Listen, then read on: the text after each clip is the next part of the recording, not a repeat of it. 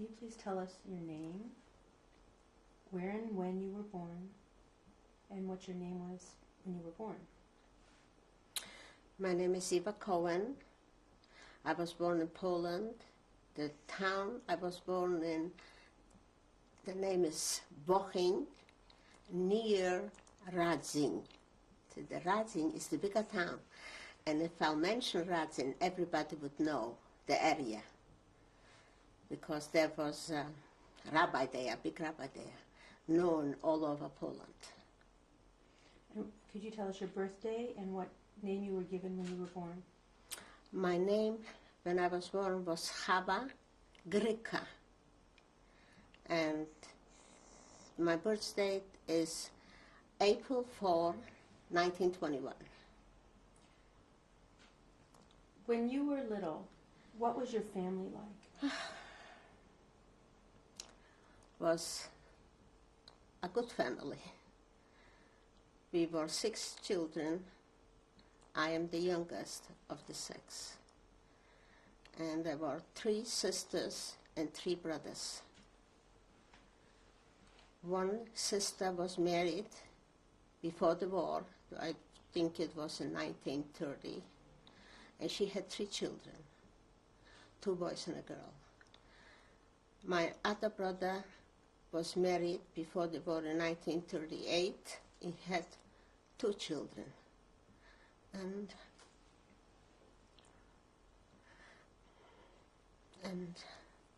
one more brother was married in the war. Oh no, that's not good. Sorry.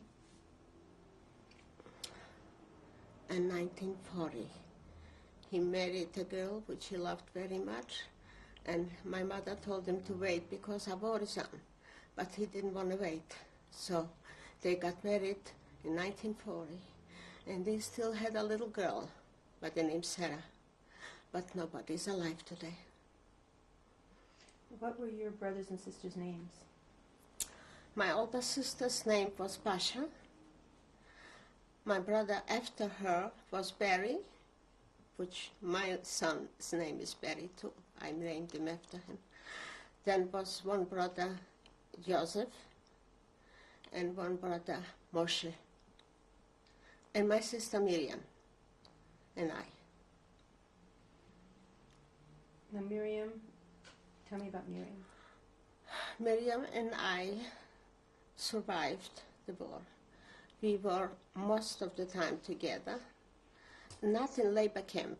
When we were right in the beginning in the labor camps, we were separated, we were not together. At that time we still had our parents.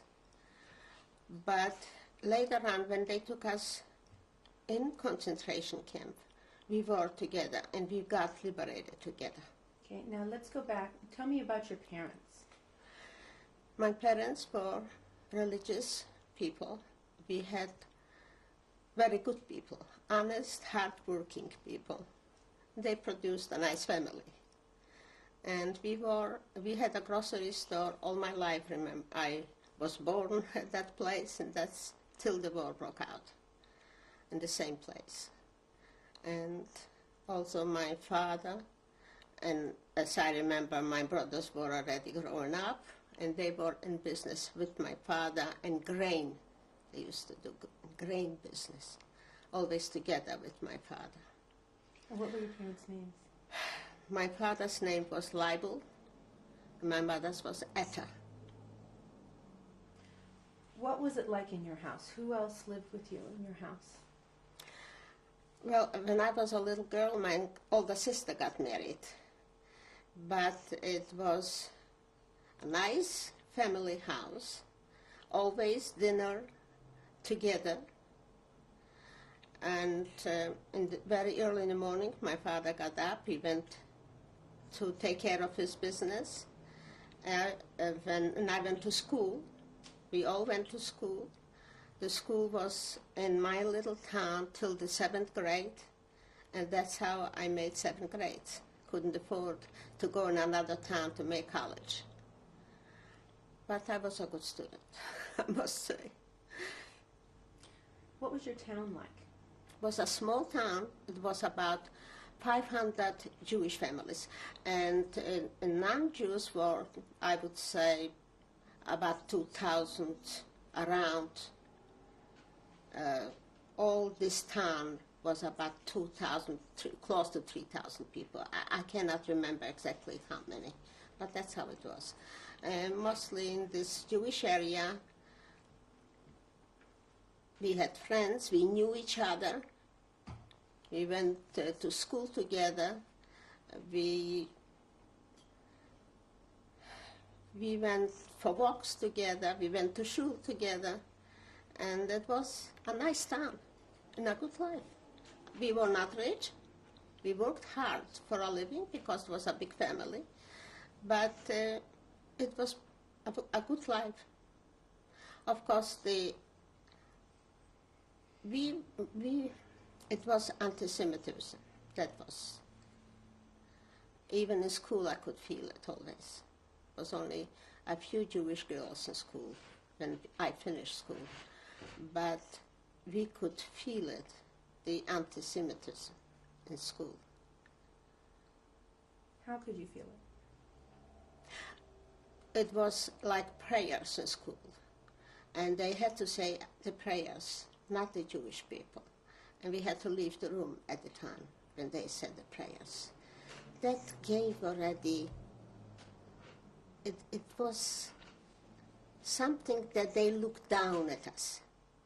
In every way, I was not in school to be looked down at, but because I was Jewish. And we felt it. What about outside of school? How did anti-Semitism show itself? It came before Easter time. That's the time when we couldn't go outside late at night because we were careful not to go outside because what might happen. And before the war, right before the war, it got worse, of course. In the areas where we took walks way before the war, we couldn't do it right before the war. Like walks around where it was places to walk around the church. We couldn't walk there anymore. Why? What would happen? Because if one would find us there, they would beat us up. It's just as simple as that. So we didn't go. In school, my teacher, one of the other girls could sit down. We had how you say it, sewing in school. They teach us sewing. So one of the other girls could go sit down to the sewing machine and do sewing. Although I knew maybe better to sew than she did, but I couldn't sit down at the sewing machine. And once I went close to the sewing machine, I tried to help this girl. My teacher came over and she slapped me in the face. And I still remember that. I'll never forget it, for no reason. Little things like that. But we knew that's the way it is. There was no other way. And we got used to it. We lived with it.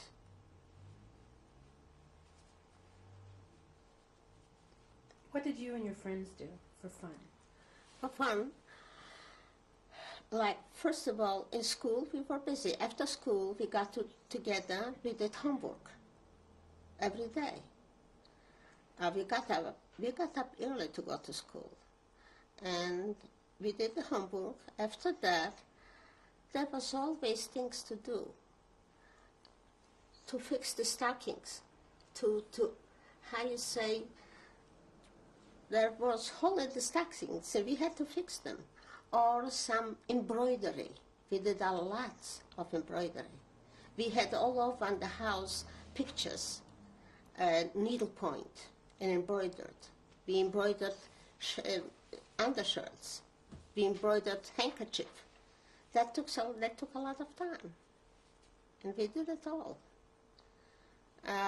During the week, when we got together, we went to a store. We bought some nuts, and we were walking and talking and singing. Lots of singing. Yes. You know, my friends was the group where we did a lot of singing. New songs came out. What kind of groups did you and your friends belong to? I was more on the religious side because my parents were very strict religious people. And there was organizations, but not too many in our town. First of all, when I was young, I was going to Bazyakov. And that took a lot of time, and it was a lot of fun to go to Bazyakov because the teacher made up all kinds of shows with us, with the girls. And Friday night, we went to sing certain songs. That gave us was very good for the Bazyakov girls. The boys had their friends, and they got together, all kinds of things. What about Zionist youth groups? There was one Holocaust in our town. My sister did go there, but I didn't too much. First of all, my mother was against it because the boys and the girls were dancing together. And so my parents were against for us to go. But we did go, we sticked out, we went because it was a lot of fun. Holocaust, it's called. Can you describe for me what Shabbat was like in your home? Of course. First we had a store, so we closed the store before Shabbat. And during the day, my mother prepared everything for Shabbos. We baked. My mother was a great baker. And she baked challahs and all kinds of rolls and bread. She baked bread every Friday morning. She got up in the middle of the night, baked the bread and the challahs and rolls. That was early in the morning. And my father was at the store. Friday he didn't go out. And then she cooked for Shabbos. And Friday night, my father and the boys went to shul. They came back. The candles were lit. Candelabra, set a table. Not in a very rich way, no. But like we say, in a nice family way.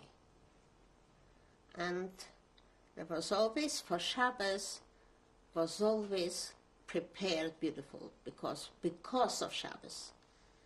Everybody knew that. During the week, you could cook this and that and, to be a little bit not so rich. But for Shabbos was always special, always special. Friday night, my father made kiddush, and the boys made kiddush.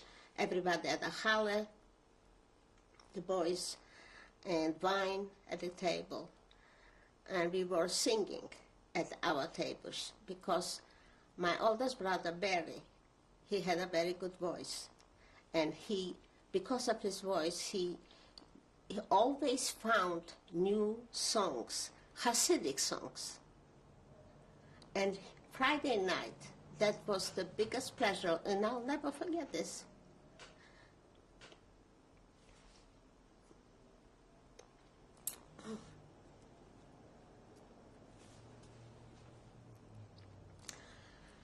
We all sang together Friday night. Some people passed by, they stand outside listening. And then we ate and we said the prayers.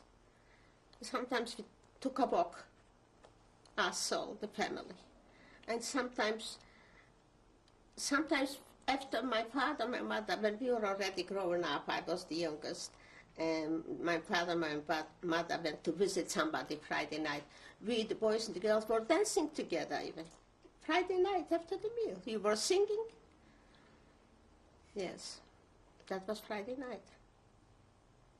But the zmiras, we say it in Yiddish, the zmiras, which we were singing together, this, even now, when we go for lots of occasions here. And sometimes somebody comes up with a song which we were singing at the table Friday night. That is so warming.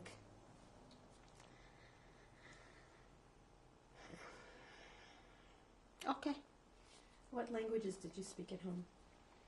Mostly Yiddish. But we had a lot of, at the store, we had a lot of non-Jewish customers, mostly non-Jewish customers. And then we spoke Polish, of course. And the school was always Polish. And then when we grew up, even outside it was already the modern thing, the stylish thing between the younger people to speak Polish. So we did. But at home, with my parents, were mostly Jewish. What happened after you finished 7th grade and you finished school? When I finished school, I was very skinny and not tall. So my mother decided that I should be a year home and recuperate after school, because I worked hard. At school, when I wanted to learn Yiddish, Hebrew, or reading Yiddish, after school we did the homework, and at night, 7 o'clock at night, you asked me what we did every day. Now it comes back to me. We went to a rabbi to learn Yiddish. So we stayed from 7 sometimes till 9 o'clock or 8:30, and the day was gone. But then we had the Bes Yaakov. That was a good thing for the girls. What did you do during the day when you stayed home that year? That year, I do mostly embroidery, yes. And of course, reading, lots of Polish books, reading. Saturday I couldn't read a Polish book, my mother wouldn't let me. But I did lots of reading. And then after that year? After that year, I went to learn sewing. And that took me, I went away at 7 o'clock in the morning, came home 7 o'clock at night. And that was going on until the war broke out. I already made some money before the war. Well, what exactly were you doing? I was doing men's shirts mostly, and covering for quilt covers and pillowcases. We made custom-made everything.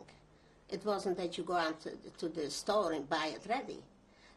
We had a lots of stores from yardage, but if somebody had to make for a wedding, stuff for,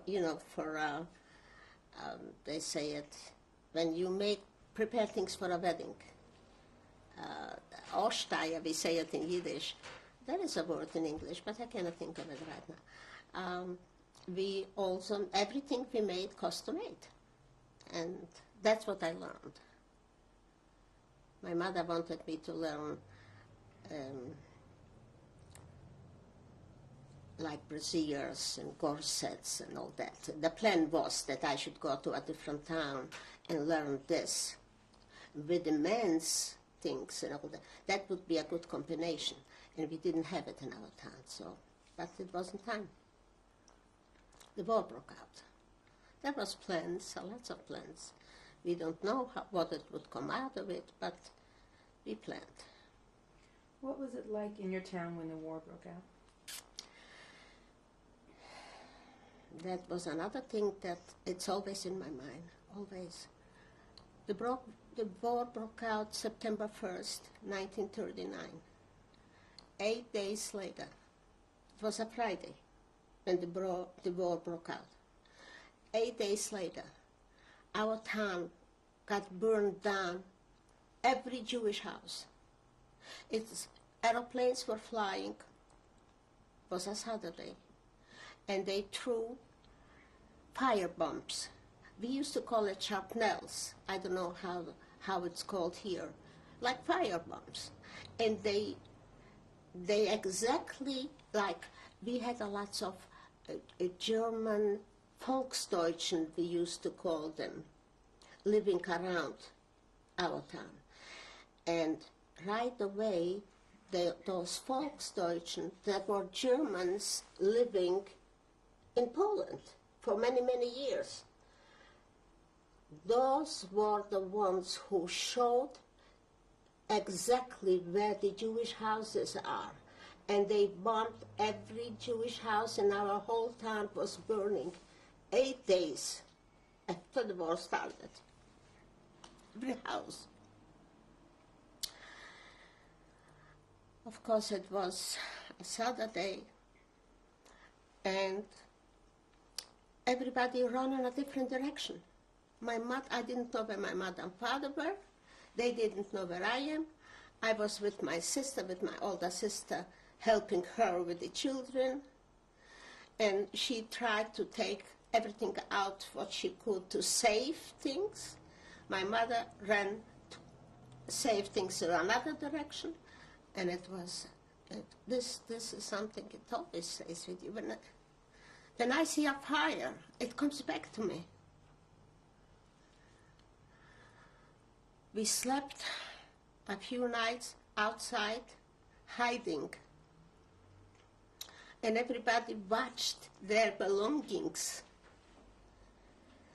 As much as we could save from the fires, we stayed in an open space and watched that. And the small children, we stayed like this, I don't know, remember how long. And then we found places where to go in a house, to live someplace.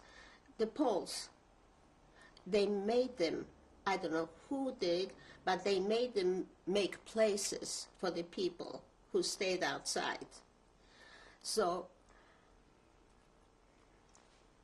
my brothers-in-laws were in our town everybody knew them because they had a restaurant.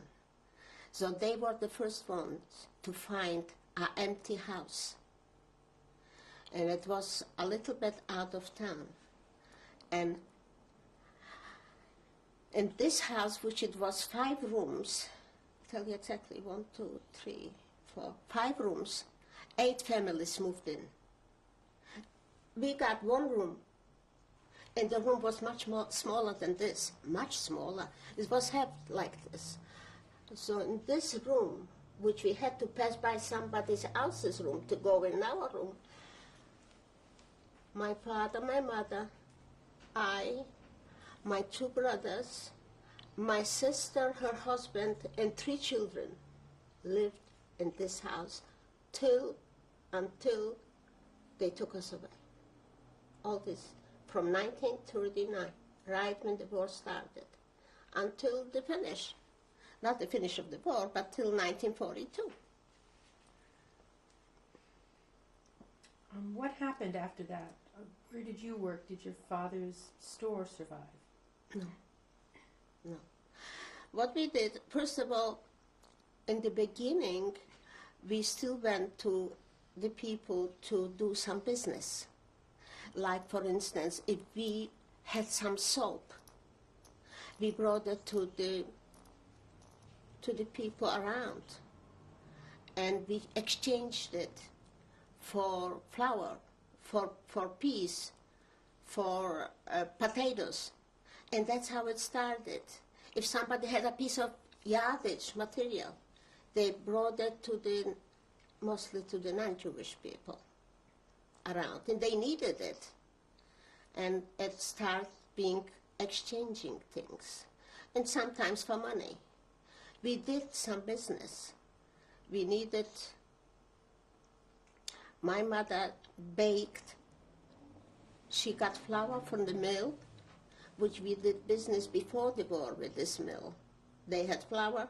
We gave them money, and we exchanged for flour. And my mother was baking bread, and people came from out of town to buy this bread. That's how we survived. That's how we had the everyday food.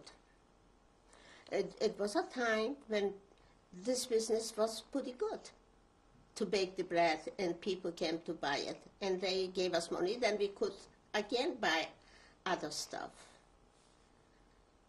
But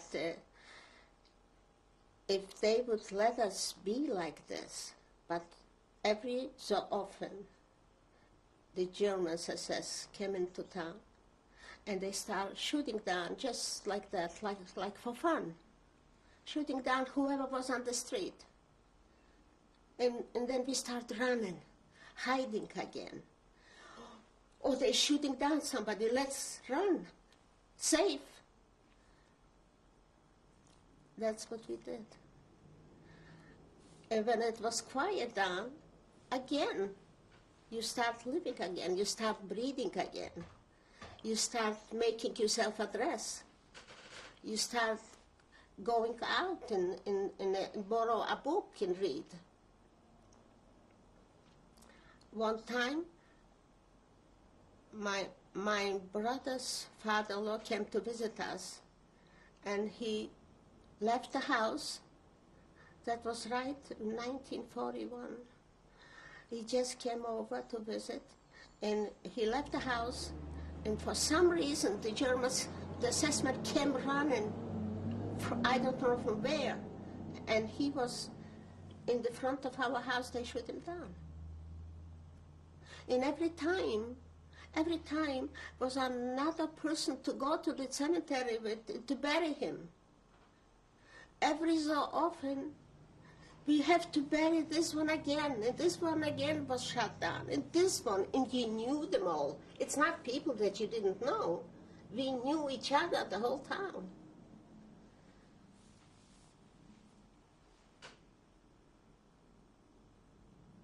One time, there was a good man.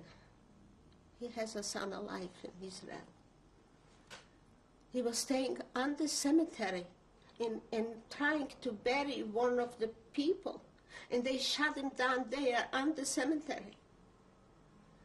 Because there was always somebody who, a squealer, that's what you say? Squealer. That, go, there is a Jew doing this or doing that. And mostly the Germans who were living, the Volksdeutschen, we call them. Volksdeutschen means they moved into Poland many, many years ago, but they were still Germans. And the SS people who came, they looked them up because they spoke the language. And they helped them out. And of course they were rewarded for that. They were rewarded. They gave them things which they took from the Jews. They took from the Jews every time was something else, another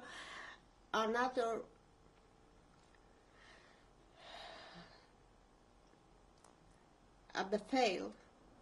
It was another order came out. We need now every fur what a Jewish person has to bring it in the front of a certain place to bring all the furs.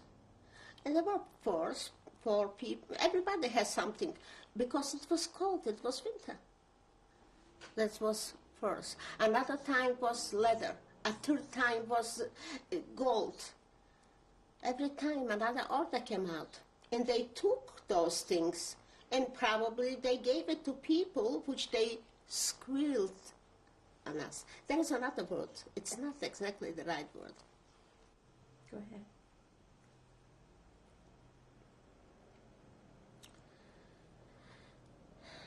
When we start the labor work, they made us do the labor work every day. Even when my parents were still alive, that was started right in the beginning, and it was going on till they took us to concentration camp. Every time came an order that today, and they let us know that today you have to meet in the mark, in the place, in the open space where it was trucks came and they picked us up and they took us to different places for work. And until 1942, we did some work in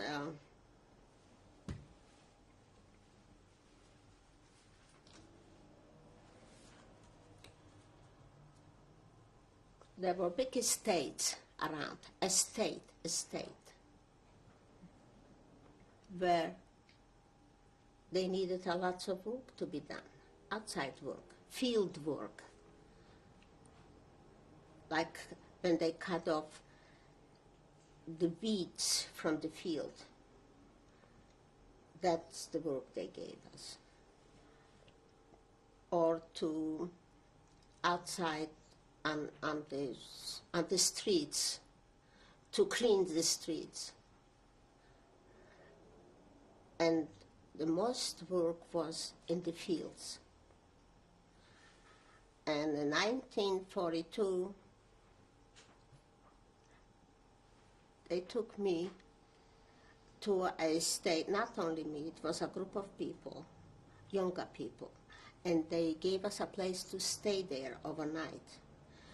That was the place where we stayed, which they gave us, was a big barn, and downstairs were the cows, and it was a big place, was about, I would say, 100 cows. Up over the cows, we had to clean up this place, and that's where they gave us to live. That's where we stayed overnight, and in the morning we went to work in the fields. And this started, I would say, in the end of 42, in the end of 41, started 42. And we stayed there about until 43. For me, they took out 43. They cleaned up, they round us up in an open space, whoever was left from those people. And that was in 1942. It was about close to 100 people left. 1943, they took us to Majdanek.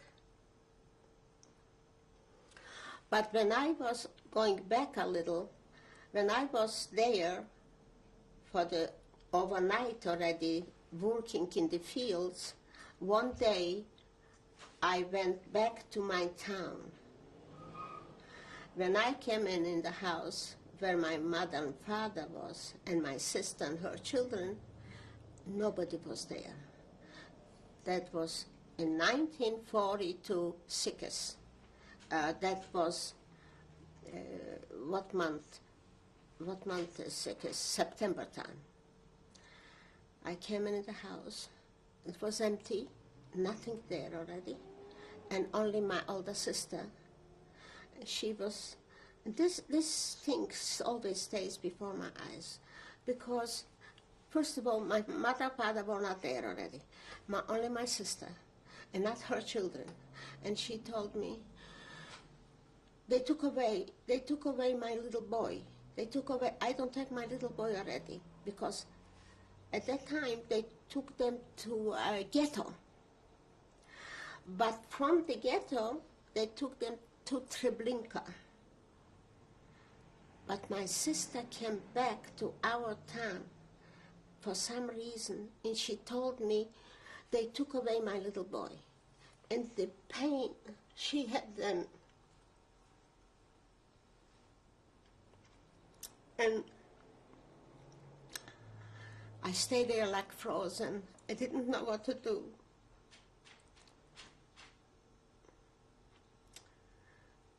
And from then on, I didn't see my sister anymore, and nobody. And the sister I had, my sister who survived, she was in a different place. She was also in an estate, but in a different one. It was a baron there living. The Germans took over this castle, what the baron lived in, and I was the one who, I and one more girl were the lucky ones. They chose me to clean and cook, not cook, help cooking for the Germans at that castle. I was there 6 months, until 1943 in May. I was the lucky one that all the others were laying someplace on the floor with only straw underneath, nothing else. But I had a room with this other girl, and I helped everything in that castle. I was there for some reason. They chose me. I don't know why. There is a story to it, but it's hard. It's hard to talk. It's very hard. Can you try? I'll tell you. In this barn where the cows were downstairs and we lived upstairs, we were there about 50 people, and they put up beds like boards, put together boards and put straw in it, and we all slept there. You know, everybody had their own place. Every Sunday, another girl had to clean this place. Another of us girls had to clean this place. And one Sunday, when it was my time for cleaning, I cleaned up the place, and I changed my dress, and there comes up a German to look around if the place is clean, to check. And he checked, and he probably liked what he saw. It was clean. So he told me, and so he asked, who is the one who cleaned here? So they showed, and he said, come here. Tomorrow you're coming to the castle, and I'll show you how to clean. And okay, I didn't say nothing. Tomorrow, the girls there who stayed with me said, you better dress up heavy, because the hitting, what you're going to get tomorrow, you better dress up heavy so you wouldn't feel it. So I went on the next day there. They didn't hit me at that time because they needed my work. And probably they liked what I did, the work I did there. I was cleaning and helping out in the kitchen. And I stayed there from September, at the end of September, maybe in October, from October till May. And all the others were hiding or laying in a place where it was only straw on the floor. So I was one of the lucky ones, just two girls. They gave us a room upstairs, and one night I worked hard, of course, and I helped in the kitchen. And one night my hands were so swollen and red from peeling the potatoes and washing the dishes. And of course I didn't have creams to put on and all that. And at night I felt like my hands were awful, like red and swollen and chopped. So before I fell asleep, I prayed so hard, because I was afraid if I won't perform my job, if I won't do the work, they'll send me out, and that's going to be it.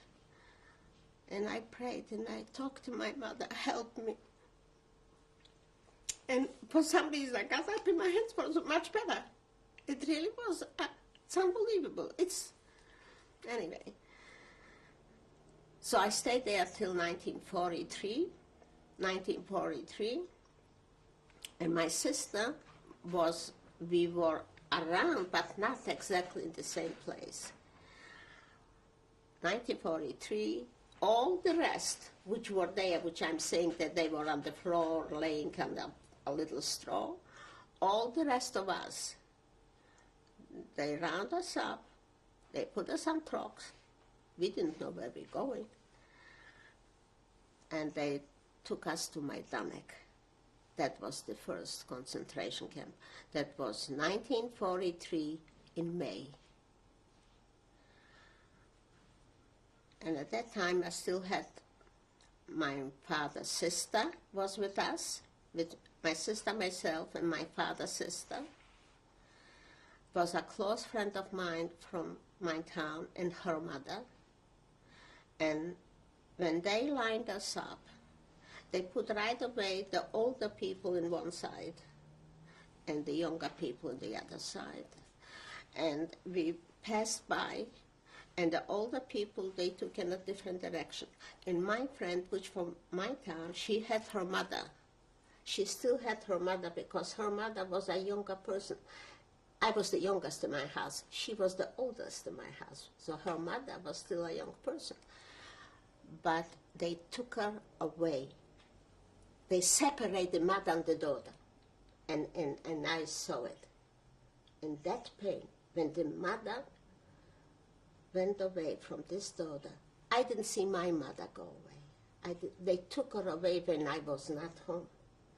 But this thing I saw, when my friend's mother went away, they separated her from her daughter.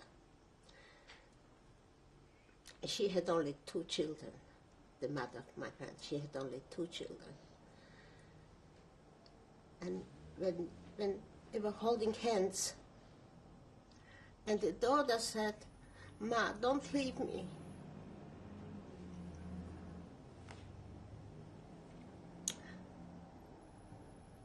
And the mother said,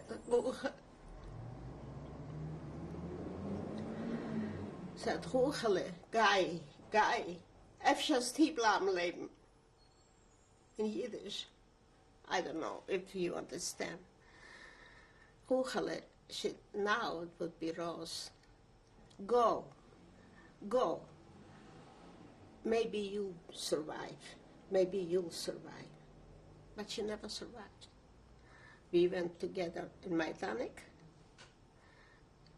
This picture, I always have in the front of me.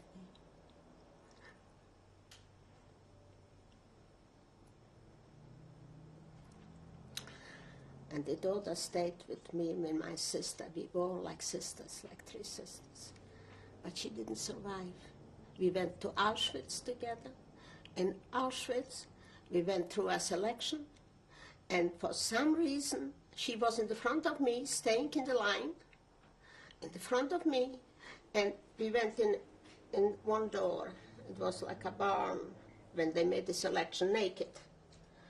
And she went around, coming out from the other door, and she came over to me and she said, "They wrote down my number."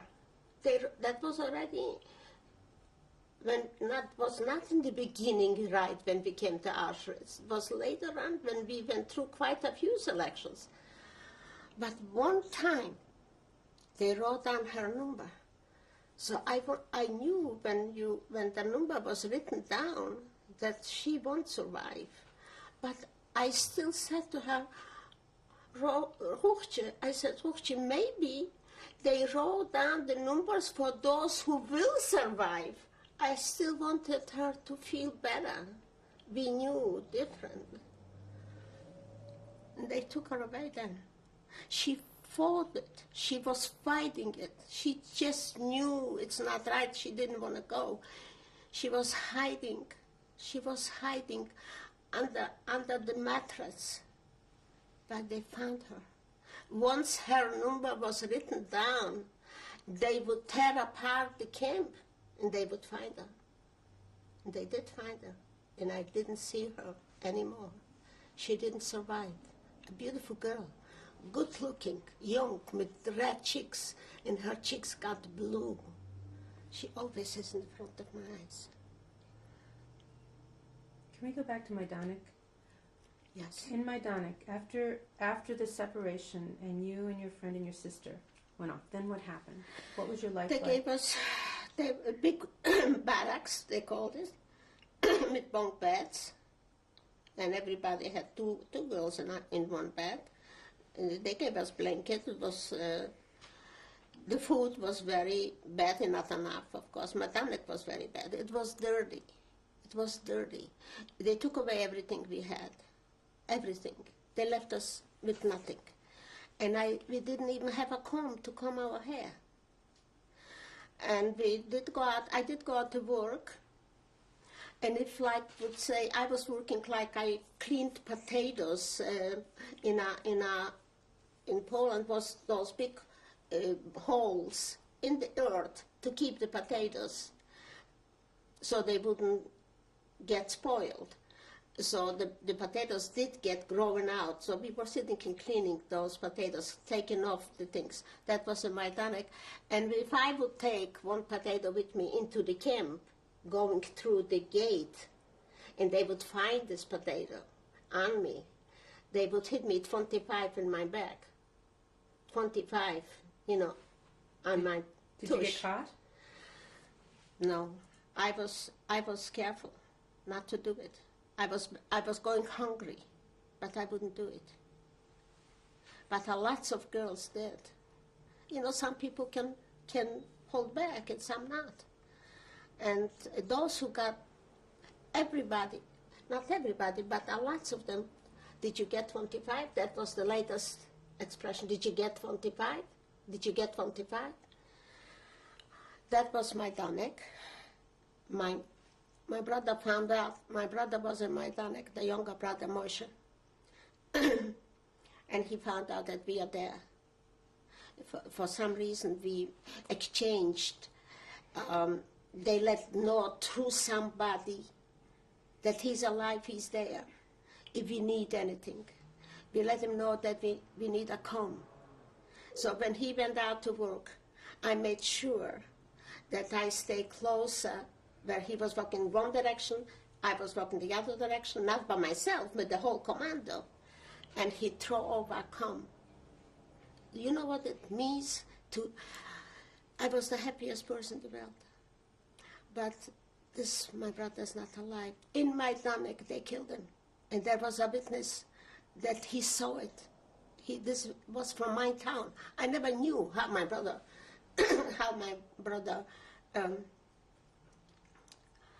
what happened to him. I never knew until I met this person from our town.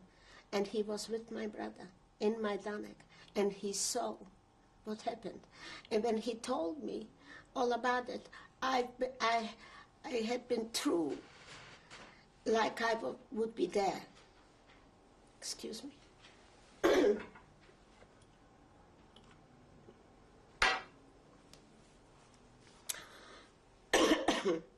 3 transports went away from Majdanek.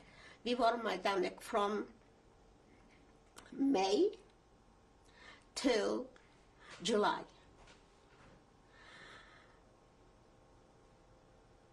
Three transports they took away during the time to different camps. But the other 2 went to Skarzysk, which they said, those who survived said that it was a better concentration camp. It was with the men together. They had barracks with the men. And we went, the 3rd transport from Majdanek went to Auschwitz. We didn't know where we were going. They took us in those cattle things and to Auschwitz. Okay, we are in Auschwitz now.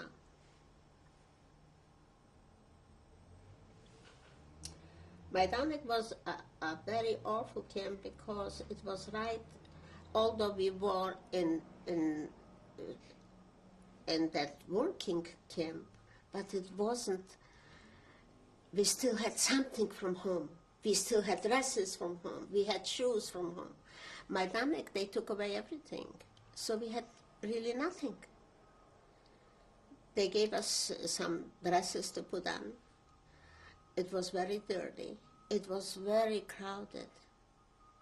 And the food was bad. And it was already a concentration camp. We were with wiring around. And in Majdanek, there is one thing that I'll never forget. There was empty space, and they took wiring around. They put a wire fence around, and there were small children within the camp. They put wires around in an open space, and they put small children there. And it was, I would say, a few hundred children, small ones. And every day, I went closer to see if I'll find my sister's children. They were already growing children. My sister's children, my sister's son was 12 years old, and the other boy was 8 years old. She had a little girl, 5 years old. And all these children, without the parents, just children were standing there, you know, running around. And I went every day to check, maybe I'll see my sister's children there. I never found them. And a few days later, all the children were gone. They took him to the gas chambers. They took all these children to the gas chambers. And one point in Majdanek, there was one girl. That's what they said at that time, that she tried to run away. She tried to escape. A smart girl. She tried to escape. But they cut her. And they hung her. In Majdanek, in the front of all our blocks. The block is a place where we stayed. She was hanging there, and they made us all look. And she was hanging there overnight, till the next day, to teach us that we shouldn't try to run away. Can you forget a thing like that?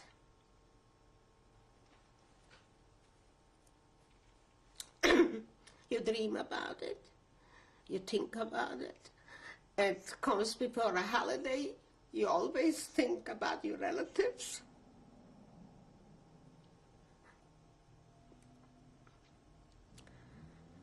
My older sister used to come Shabbos every Shabbos. Every day, we were every day together.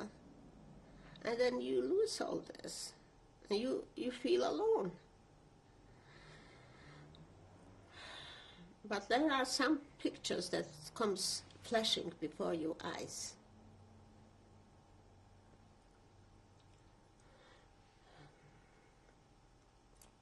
This thing about the children standing there that I went to see every time, and then all of a sudden nobody, they took him away.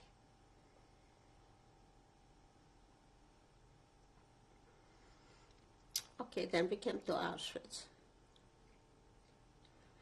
In Auschwitz, they cut our hair, they changed. They gave us dresses. One was longer, one was too short, one was too tight, one was too big.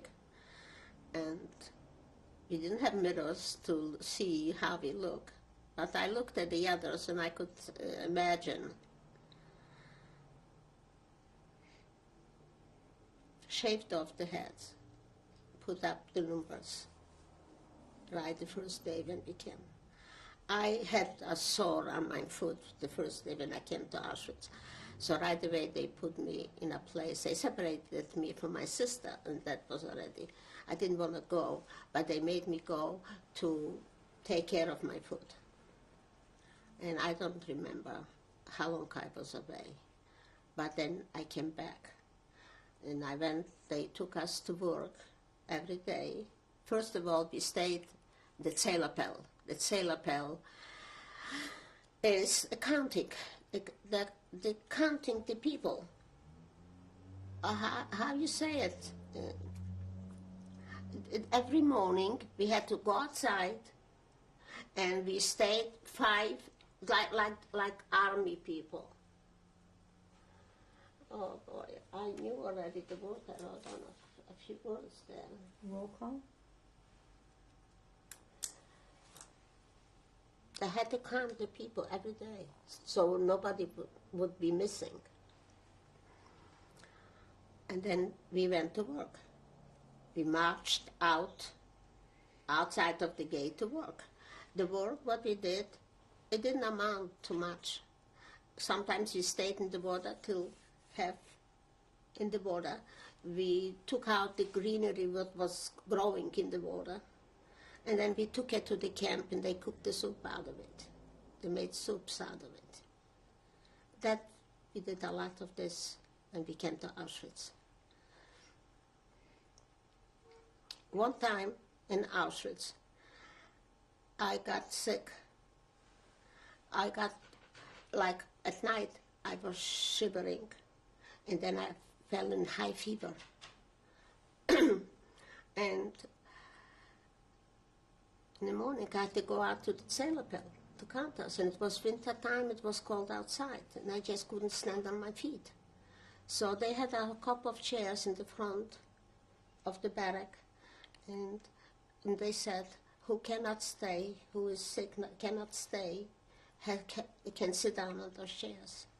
We knew exactly those who would sit down on the chairs would go to the hospital and they would never come out.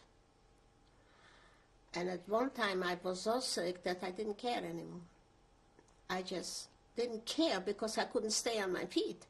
So I sat down on one of the chairs and they took me to the hospital. I was at the hospital, I don't know, maybe 2 months. I've been through selections at the hospital. Mengele was selecting the people who should go to the gas chamber, and for some reason he pushed me away. For some reason, I don't know the reason till now. And I didn't go. I stayed on. I don't know why. I cannot imagine now. I was at the hospital, and everybody knew who would go to the hospital will not survive. And for some reason, they didn't take me. And there is no explanation, because I'm not a fighter. I'm not, even now. I just went with everybody. I didn't do nothing on my own I should survive. Never thought of it. And for some reason, he didn't write down my number. And my sister helped me. She had some connections that I would go out of this hospital, that they should release me from the hospital. During the time, I felt a little better, because in the hospital I was resting, although it was very dirty. It was very dirty. I washed myself with the coffee I got in the morning. When I had my coffee in the morning, I took a few drinks of coffee, and the rest I washed my body with the coffee, so I would keep clean. And she helped me come out of the hospital. Then I went back to work. The other work which I had was a little better. It was like weaving. That was the job, weaving. It's called, in German, it was Weberei. Weberei, it's like weaving. It's an international word, I suppose. That was indoors. And I was not with my sister together. She was in another camp, and I was over the fence. We were there in Auschwitz from July 1943 till 1944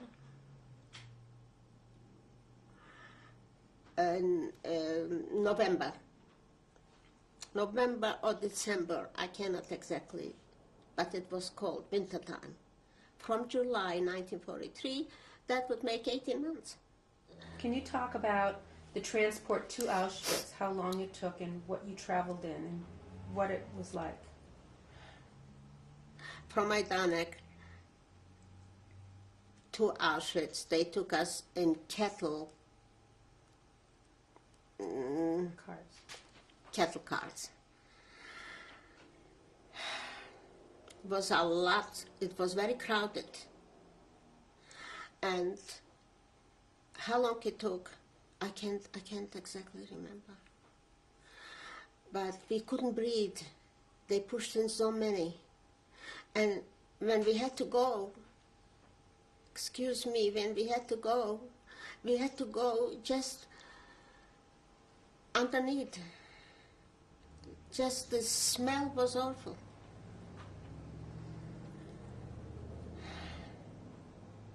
And things like that, you just don't feel like talking about it, because the pain and the memory and all the suffering comes back to you, and you just cannot deal with it.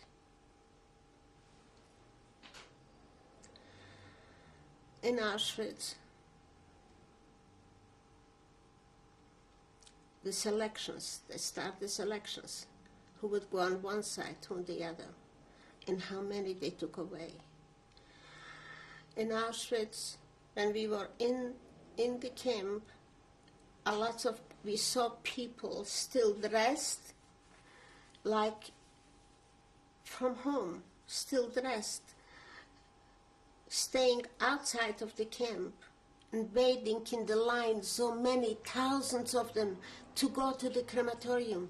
We knew, inside we knew where they're going, but they didn't know. Waiting in the line, waiting and waiting for their necks to go to the crematorium. And we saw it all. How did you know that's where they were going? There were ways to let know one another. People who worked in the crematoriums. There were people from the camp who worked in the crematoriums. And they let us know.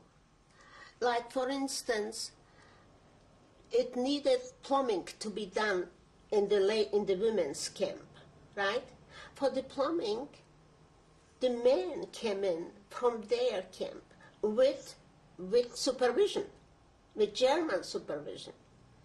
When they came into our camp, there is always somebody who knew the man, like or a husband, or a brother, or somebody, and they let us know things like that. Sometimes they brought in some food, coming to the plumbing to fix something. They had to have some equipment. Sometimes they had a piece of bread underneath. They brought in for some relatives or something, and they let us know. And also, I was in one barrack. It was right next to the fences, to the electric fence. And across from this barrack was the crematorium. We saw them going in. We saw the fire. We smelled the flesh. That stayed with me for many, many years. The smelling of the flesh from the people which got burned there. Many, many years. Always smelled it. My barrack was, I would say, one block, the length of a block away from the crematorium. We saw it. And the people were waiting in the line. The children were probably taken away in a different direction because I didn't see many in Auschwitz. They probably were taken away in a different time.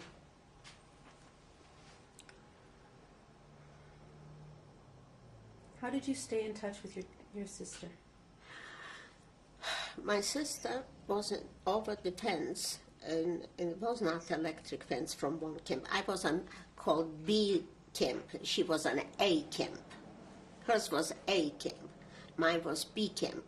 And like after work, sometimes when I came back from my work, I could run over to my sister because the doors were open a certain time, like a couple of hours during the day.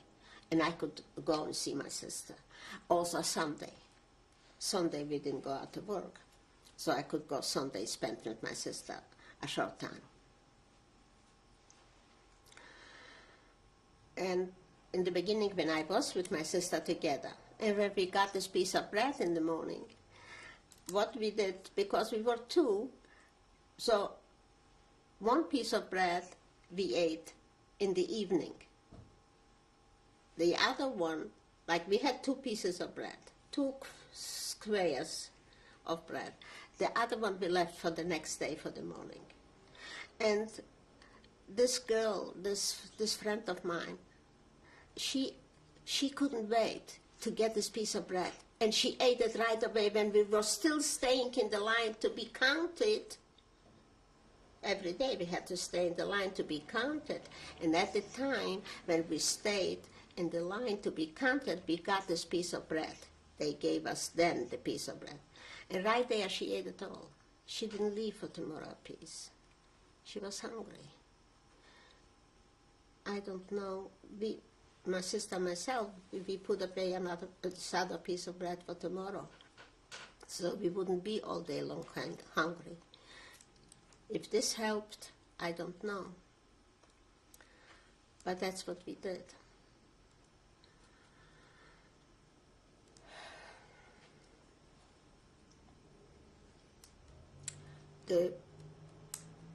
We slept in the barracks. It was, for instance, it was not a bunk bed. It was one on the top of the other, but it was bigger than bunk beds. So on each bed would be place for 4 girls. So we were 7, sometimes 8 girls on this bed. And wintertime, it was open on the roof, on the ceiling. We could see the ice on the ceiling. Oh, hi, Mike. My son's here. Go on. And someday, after all this tours what we had, someday the girls got together and we were singing and making up songs. And Russian girls, there were Russian girls too, and they were dancing, and they made up a show for us. That was in camp. The day when they let us go, we felt again like people. But we left Auschwitz. Okay, how did you leave went Auschwitz? through, huh? How did you leave? They made us, they made up, they needed 3,000 people for another place, and that was Bergen-Belsen. So they round us up from certain blocks. They took like 15, block 15, block 16, block 17 goes to be round up. They took us also on cattle, in the cattle, what do you call it? Cars. Cattle cars.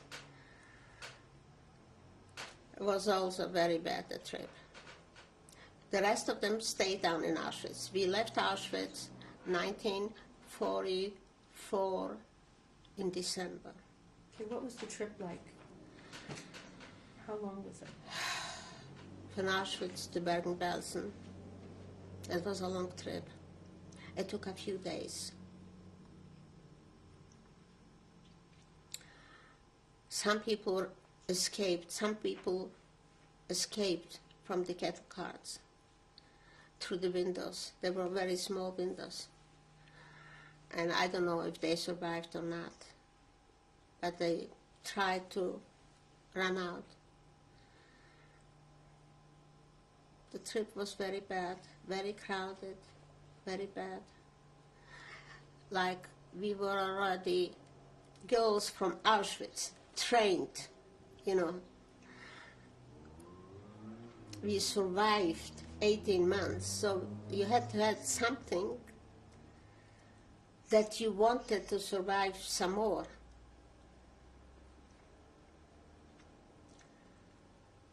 I'll tell you, the trip, first of all, there was no food. He was hungry. And dirty. They didn't stop to let us go out. We kept on going.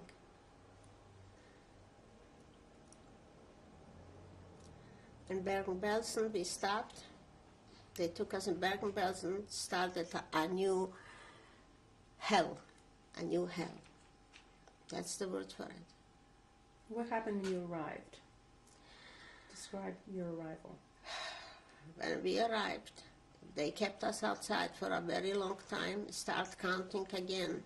That took half a day, the counting, so nobody was missing. Took sometimes half a day we stayed, and they counted over and over again. Or it was cold, or raining, or whatever. That's what we did. In Bergen-Belsen, they put us in tents. They didn't have barracks in Bergen-Belsen. They put us in tents on the floor, everybody on the floor, on straw, no beds, in tents, a tent. And we were there, I can't remember exactly how long, until one big storm came. And it tore the tent apart. And we were just under the sky. Before that, to keep ourselves clean in Bergen-Belsen, that's what I mean, we were already trained in Auschwitz. Outside was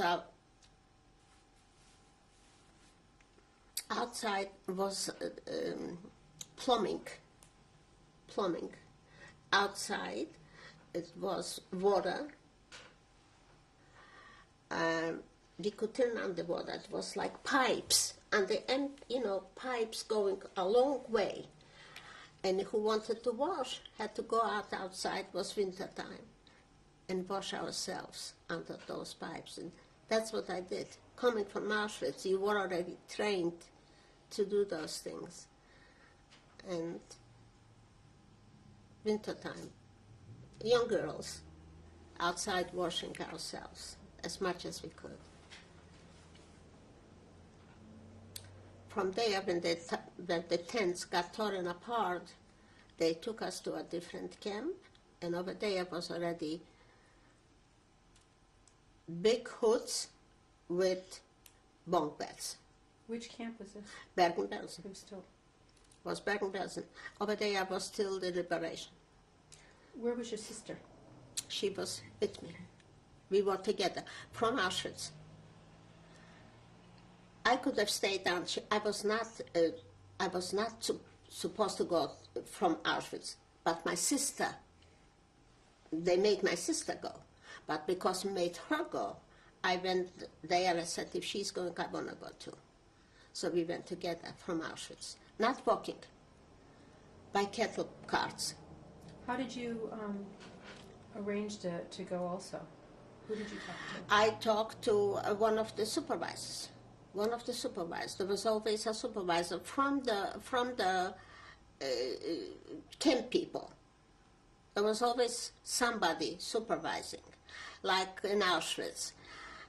We came there, and there were girls, which they cut the hair. There were girls who made the numbers. Those were the girls which were in Auschwitz before us, ahead of us. And when we said something that sometimes they were mad girls, they hit the people. So we said, why do you do that? Why? Said, if you would be in Auschwitz at the time when we came here, it was much worse. And that's why we had to teach you. So if you stayed in good terms with a girl, I went over to one of them. I said, I want to go too. She let me. Why not? We didn't know where we were going. We didn't know where we were going. They made us go. Because even if it would be the last thing to go, they made us go. We didn't know that we are going to a better place or we're going to survive or not. We just went. But they allowed me to go with my sister. That was Bergen-Belsen. Of course, you played always with you, and a spoon always hanging on your back. That was your possession. From the beginning, from Auschwitz, you brought your own plate? Yes, in Auschwitz too. So describe a day at Bergen-Belsen. Bergen-Belsen, when we came, we didn't see a kitchen. They brought the kettles with food for us, with trucks. But at that time, we didn't see the kitchen. When you see a kitchen, you can always maybe go closer. Somebody throws you something. And in Bergen-Belsen, we didn't see a kitchen, and that was bad. Who's going to give you when you don't see a kitchen? And when coming from Auschwitz, and you stay and wait for this little soup to get. In Bergen-Belsen, we were very hungry. There was very little food. And you couldn't organize. Organize means that you had somebody in the kitchen working, which you get to know her, and she could always organize a little food for you extra. Is that what you did in Auschwitz? In Auschwitz, I had to work hard to get another portion. If I worked harder and I make it faster, I got another portion. Many times I did that if I could. And in Bergen-Belsen was very bad in the beginning. It was times when I wanted to get another portion of soup in the Bergen-Belsen, I had to clean the toilets. Some girls couldn't do things like that. They just couldn't. So they got hit, and they got punished. Sometimes, maybe that's the reason, I don't know. There was many occasions that I could have been taken away to the gas chamber. But for some reason, I stayed on, and I survived. I don't know why. Nobody can say, being in Auschwitz 18 months and going through selections, nobody can say, I was smart and that's why I survived. Nobody can say that. Because there were plenty of occasions that I could have been in the gas chamber. And for some reason, they didn't put my number down. It was meant to be. Were you often punished, or did you get in trouble? I tried very hard. I didn't like when somebody hit me. I didn't like that at all.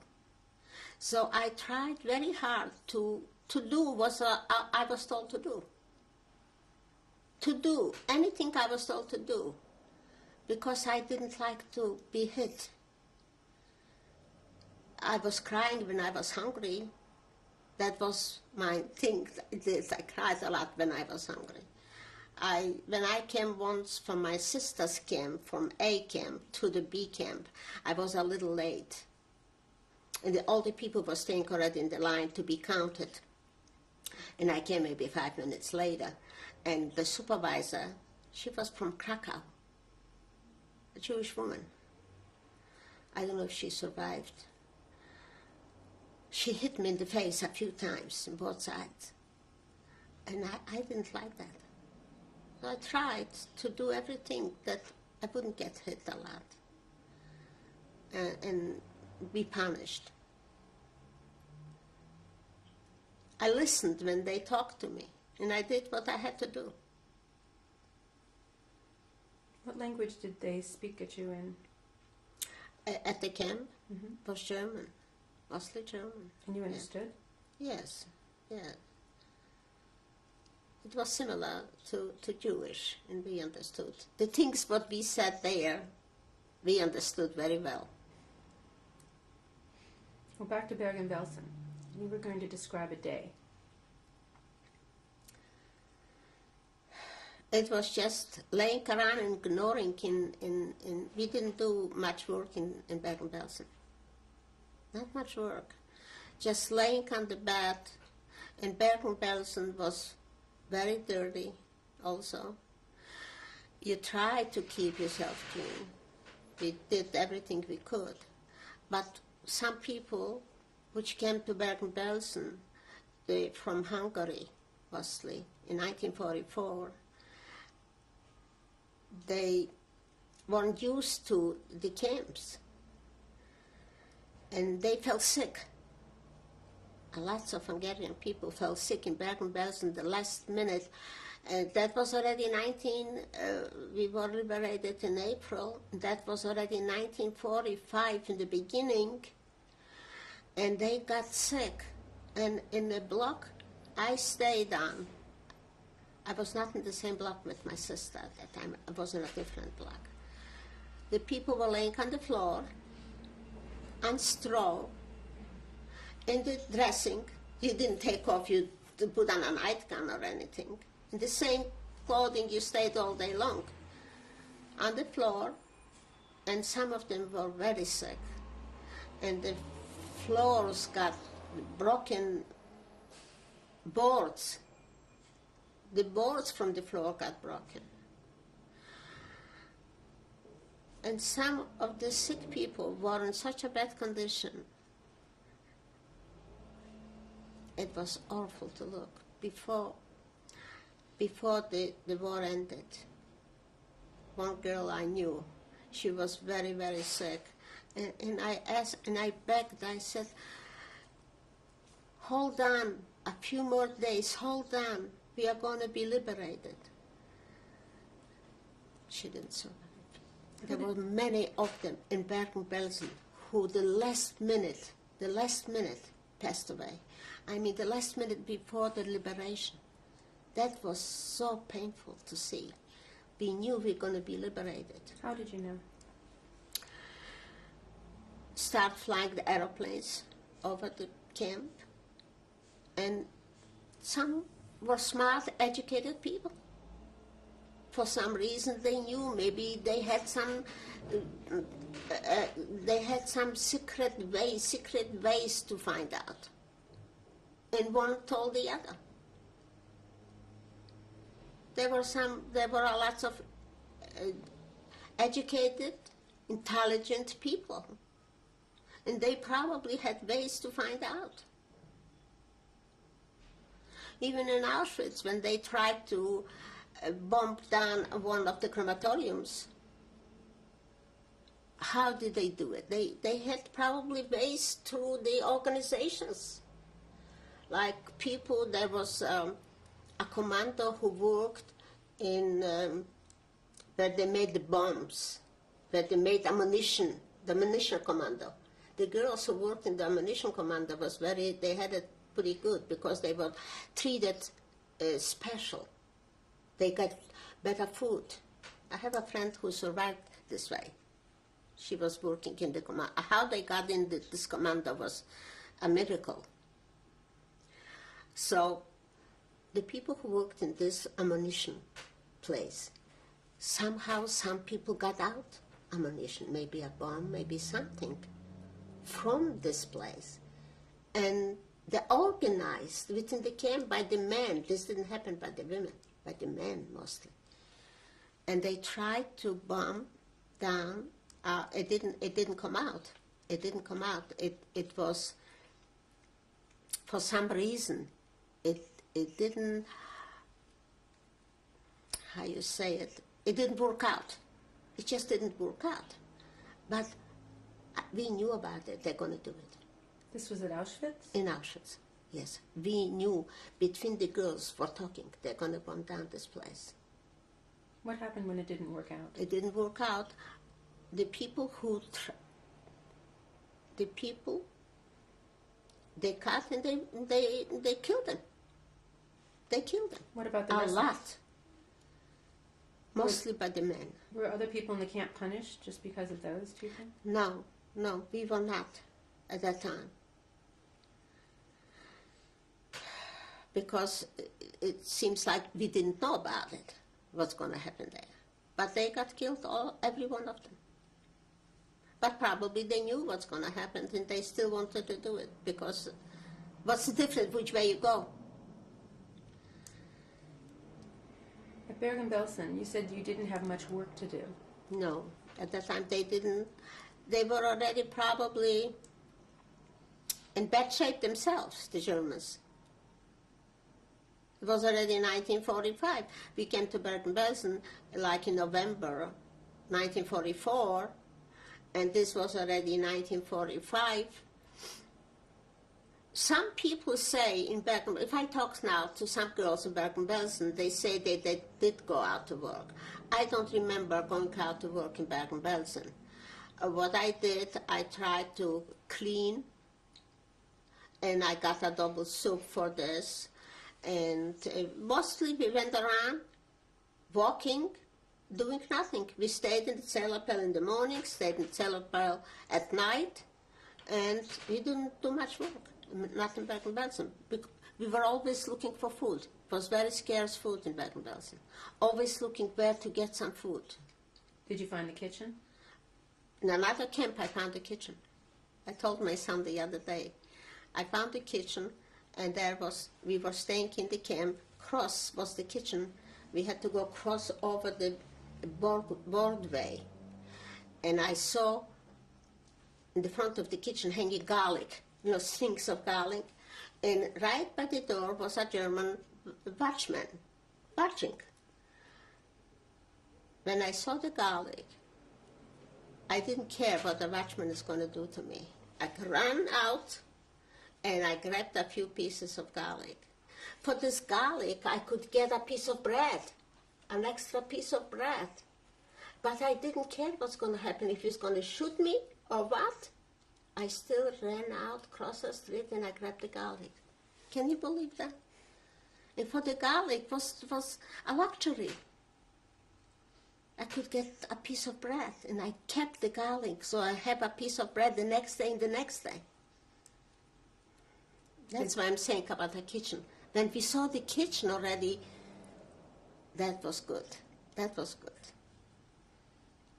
And you didn't get caught? I didn't. I'll tell you. Till now, I think that he looked away.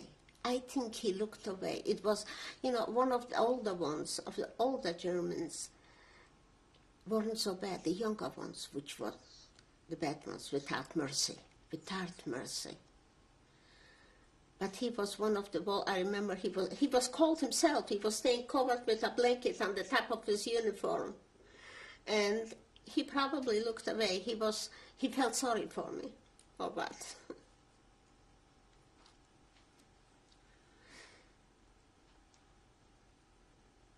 The way the people laid in the block before the liberation, and how sick they were, and the way the clothing and how dirty, that is always before my eyes. This I'll never forget, because I wasn't sick at that time. First of all, I had typhus at home. In 1940, I was very sick with the typhus. And most of the people at that block were on typhus, with high fever. So I could go around and help some of them, and give them maybe a little bit water to keep the mouth not dry. And I did that.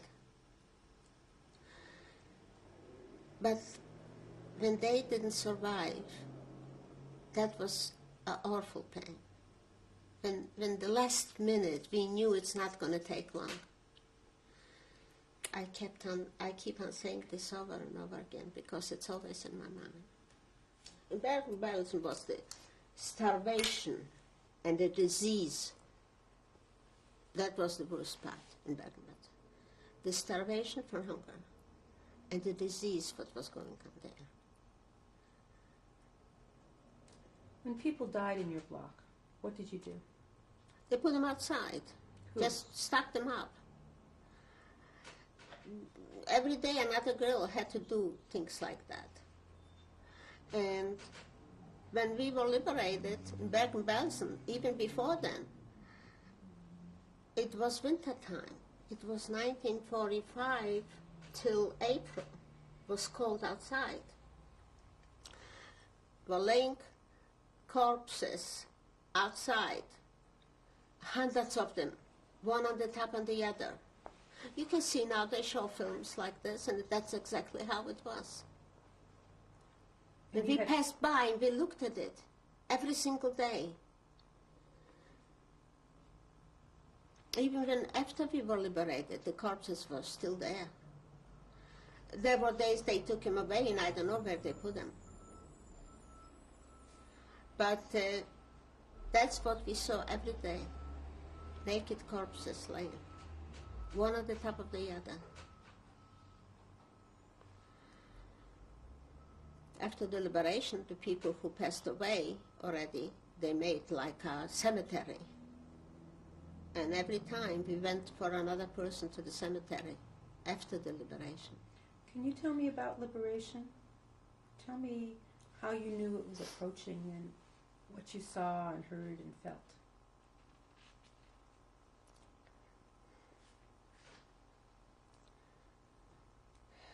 It was trucks came in the center of the camp, and with loudspeakers, they were saying the English army came to us, to Bergen-Belsen, on trucks with loudspeakers.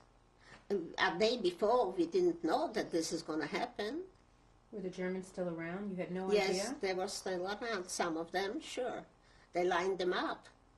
We ran after them. We tried to hit them with stones, whatever we could, but the English army didn't let us. They didn't allow it. Okay, so the trucks rolled in, The and they were trucks, the English. they were the English, and with loudspeakers, they kept on saying, "You are free, you are free. Come out from the barracks. We want to talk to you." And so we started running out. Who could? The majority was sick. The most of them were sick. They couldn't move. But those who could, it wasn't that many around.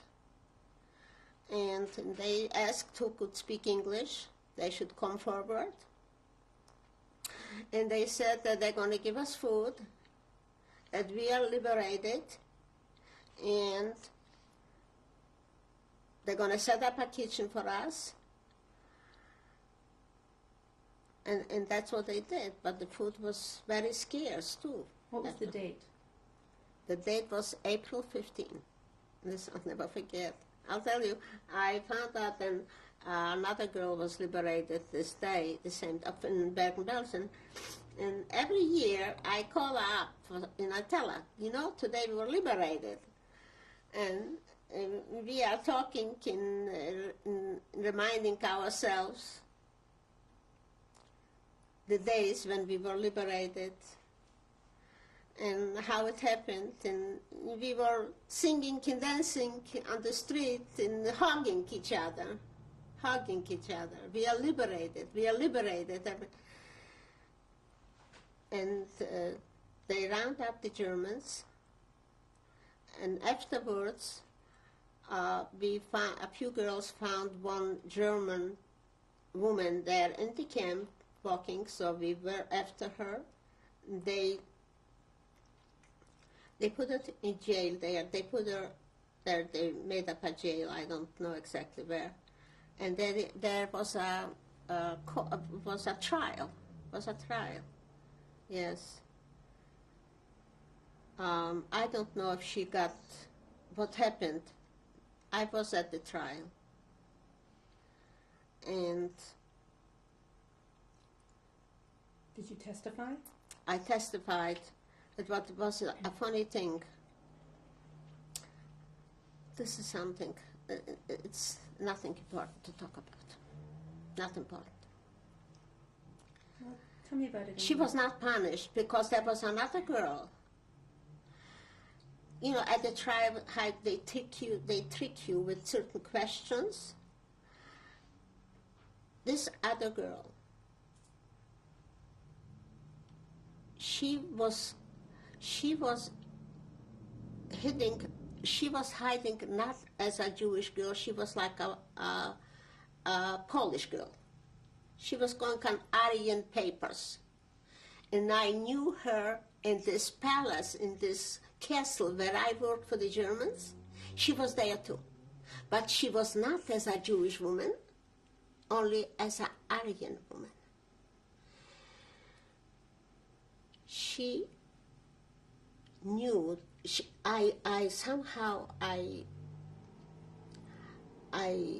could tell that she is Jewish, but I wasn't sure. And of course, she was going to Aryan papers. She was close with the Germans. Being not Jewish, she could be close with the Germans. Of course, they treated her good. After we were liberated, She was in Bergen-Belsen liberated together with me. And one time she came over, she said, "Do you remember me?" I said, "Yes, I remember you are Sophia." She said, "I'm Jewish." Then I was not Jewish. I'm Jewish now. In this court, when we had this trial for this German woman, this Sophia said that this German woman is not guilty of punishing people. We said it different. We said that she is guilty. So at the trial, one of the lawyers came over and asked me, "Do you know Sophia?" I said, "Yes." "Do you think she says the truth? Does she say the truth?" At that time, I didn't know what they meant by saying the truth. I said, "I think so." But she didn't say the truth then when she said she's not Jewish. But I didn't think about that. I said, "I think she says the truth." And that's all they needed. That's why this woman was not punished.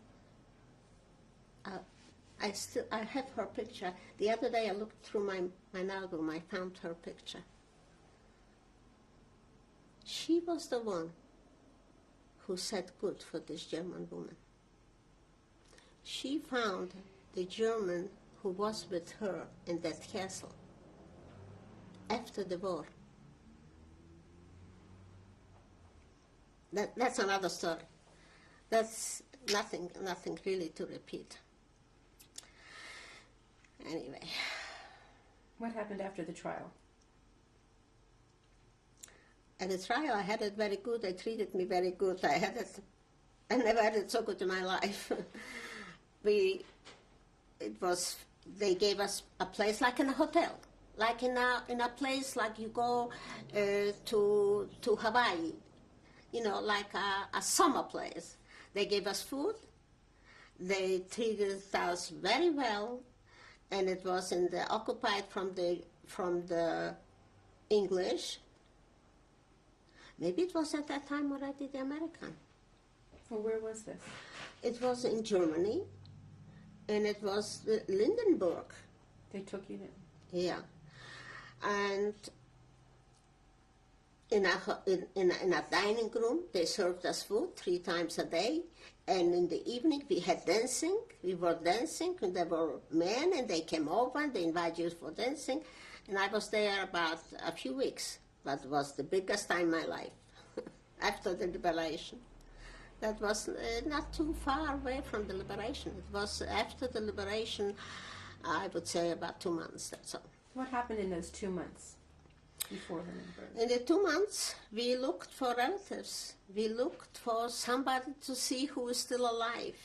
We went every day to look at the lists which they send over from one camp to the next to the other, like from the American army. They sent over lists with names which they liberated. And then from the English army, they sent over lists to the American side who was alive. And that's how people found each other. This is why you were still at Bergen-Belsen. Yes. How did you live at Bergen-Belsen, we got a room, like this was a place where the Germans lived. It was like an army place, and there were rooms, and we were 7 girls assigned to one room. It was bunk beds, and we were already on our own. If somebody wants to be clean, you stay clean. If somebody didn't want to keep the room clean, that was up to them.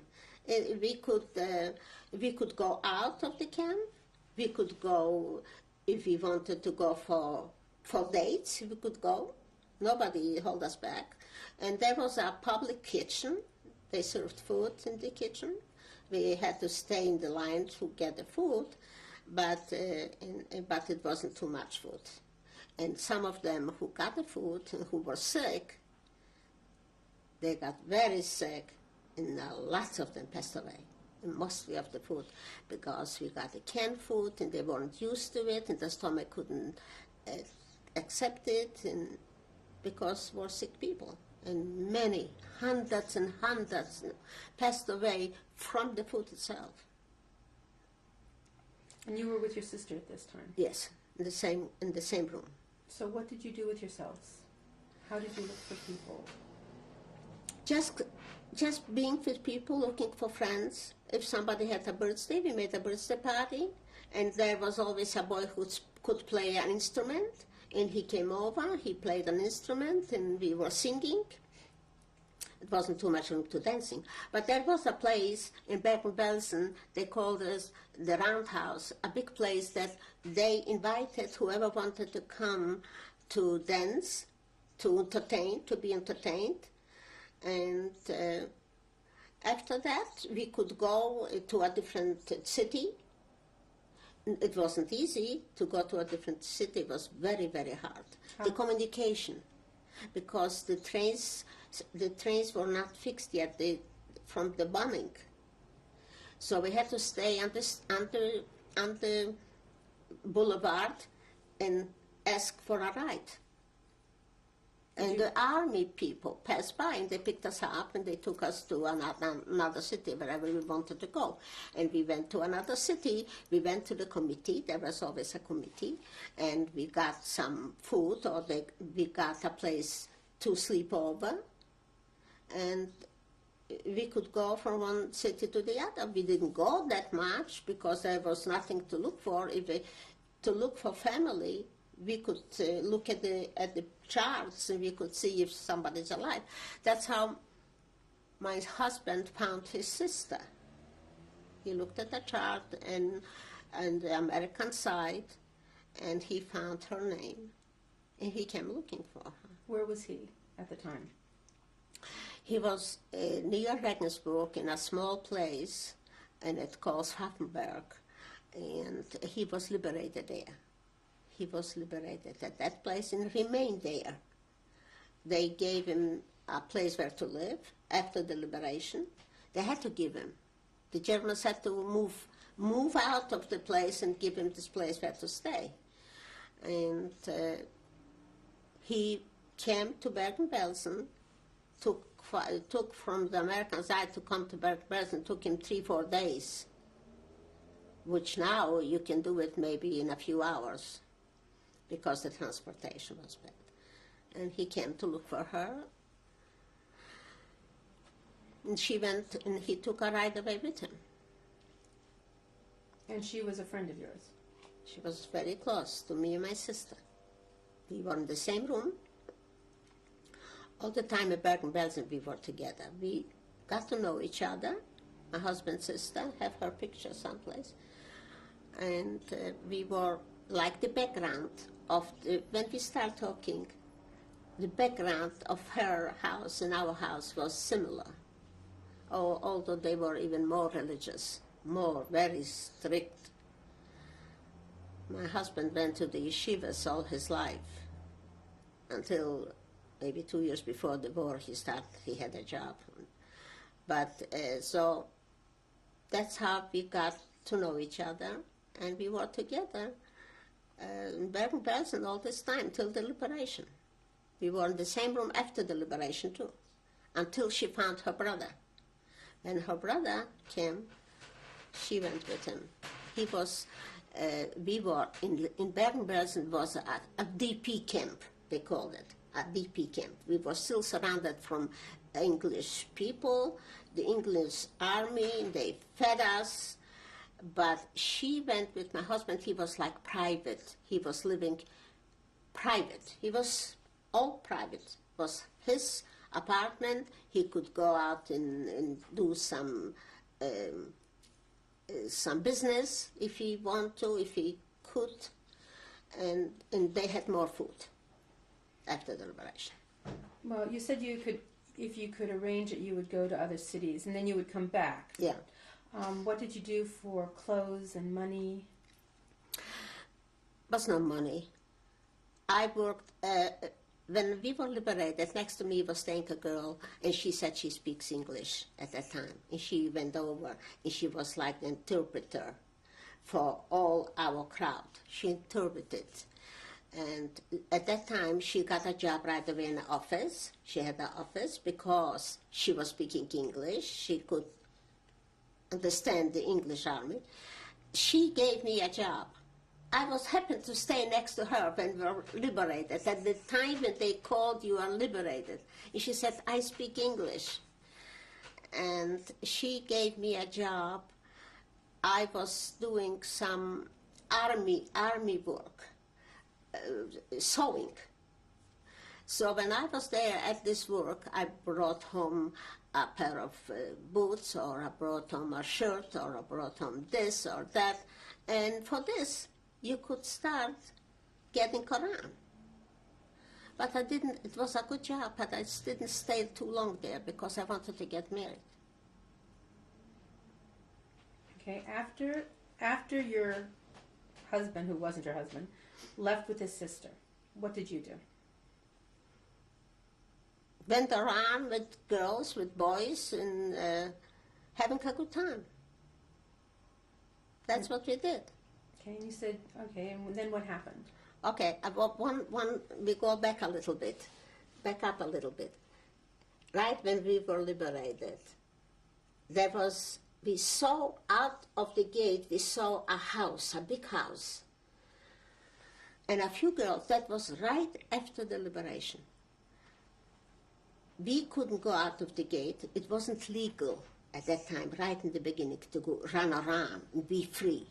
We had to know where we're going.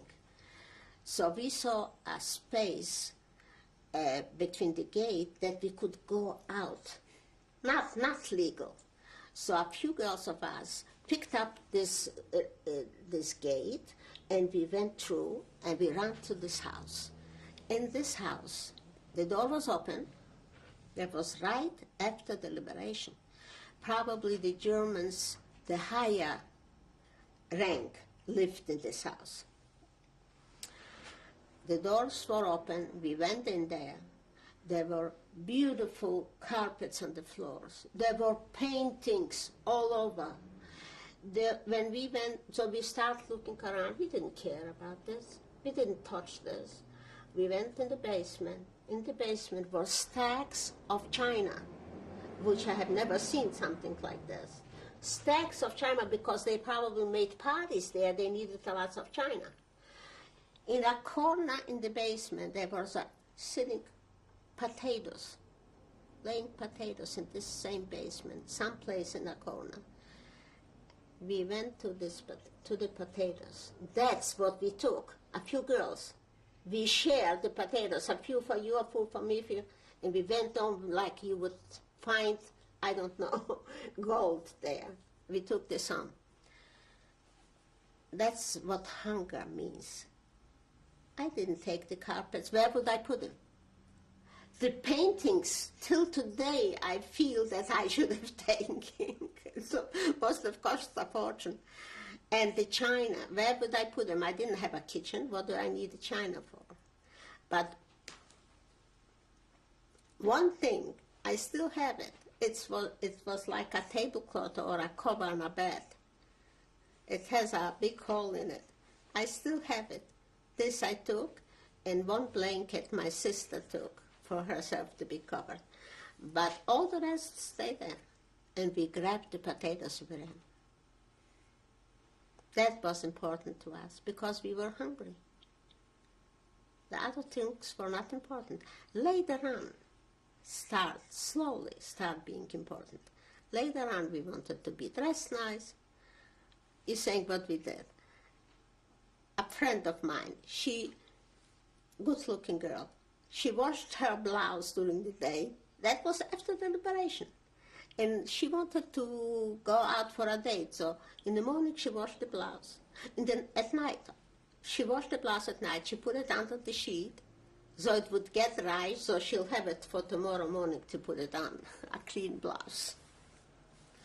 Somehow you want to survive, and you want to look nice, and that's how it happened.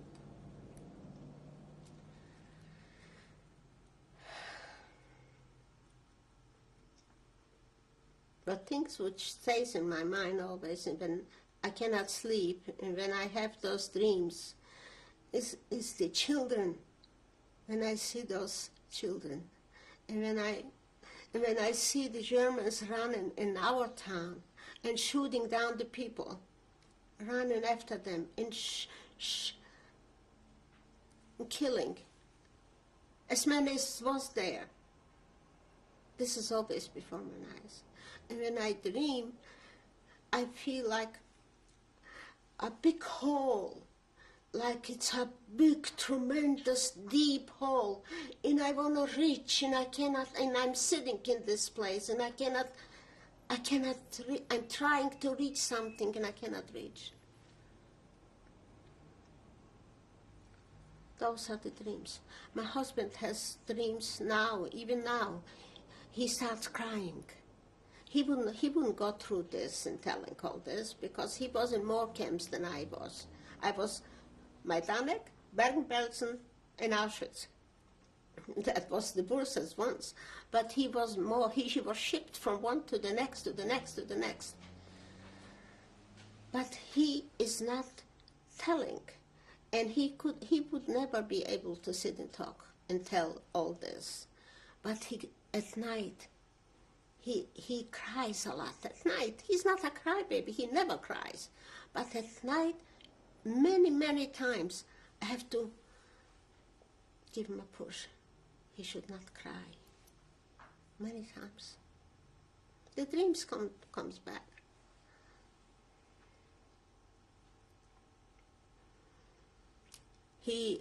There were 5 brothers and 2 sisters.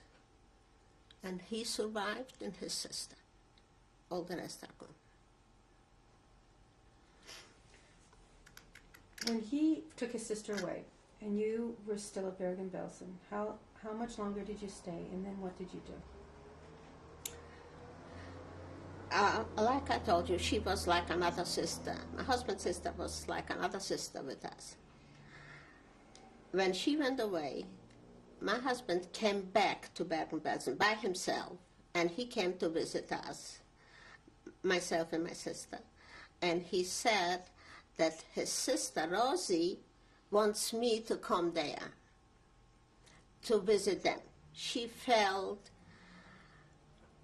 that she would like me to come there to visit them. The first time when he came over, I wanted to go, so I packed my things and I did go with him, but on the way the transportation was very bad, and he was staying, waiting for a truck, for an army truck to take him in a different city. And I saw this, so I said, I'm not going with a boy which I don't know. And so I went back to Bergen-Belsen. And he went home by himself. At that time, when he came to Bergen-Belsen, he already started doing some business. He brought some things like gloves from there to Bergen-Belsen. He exchanged it for something else. I don't know what, maybe coffee, maybe things like that. And he brought it back there. He came for business, actually. And at the same time, he asked me to come there. But I didn't go the first time. But then the second time, that was maybe 2 months later, when I already had a job and all that. But my sister was married already, and we lived in the same room. And I felt that I'm a little bit out of place. My sister married another girl living there, and I was there. It was in one room. When he came the second time, and the second time I saw him walking, and I recognized him, and we exchanged greetings, and I told him, if you want me to go there, I'll go now. And I did go. I stayed there. They had food. They were living like private. Private means not in a camp. How did you get there? By train. Then I got already by train. The second time was already, it took us 3 days. And of course, we had to sleep on the floor on the train. But I did go by train, and when I got there, I had it not bad, because I got what you get here, the food stamps. We got food stamps, and was already enough to eat. And we also got stamps for buying some clothes, some material to make a dress. It was better than Bergen-Belsen. Who issued the stamps? From the German Gemeinde. They had office, the German office. The Germans themselves, so they had the office there. And what city was this? Pfaffenberg. That was, Regensburg is a big town, and that was not far from Regensburg. That's where my husband was liberated, because he was running, he did the march from his camp. You know the march when they were marching. And he was liberated. He ran away in a little woods, and in this wood, the Germans were after him. They were shooting. There were still some Germans free. And next to him, one guy got shot. He didn't. He was liberated there at this place, and that's where we stayed till we came to the United States. Now, you said your sister got married. When did she get married, and to whom?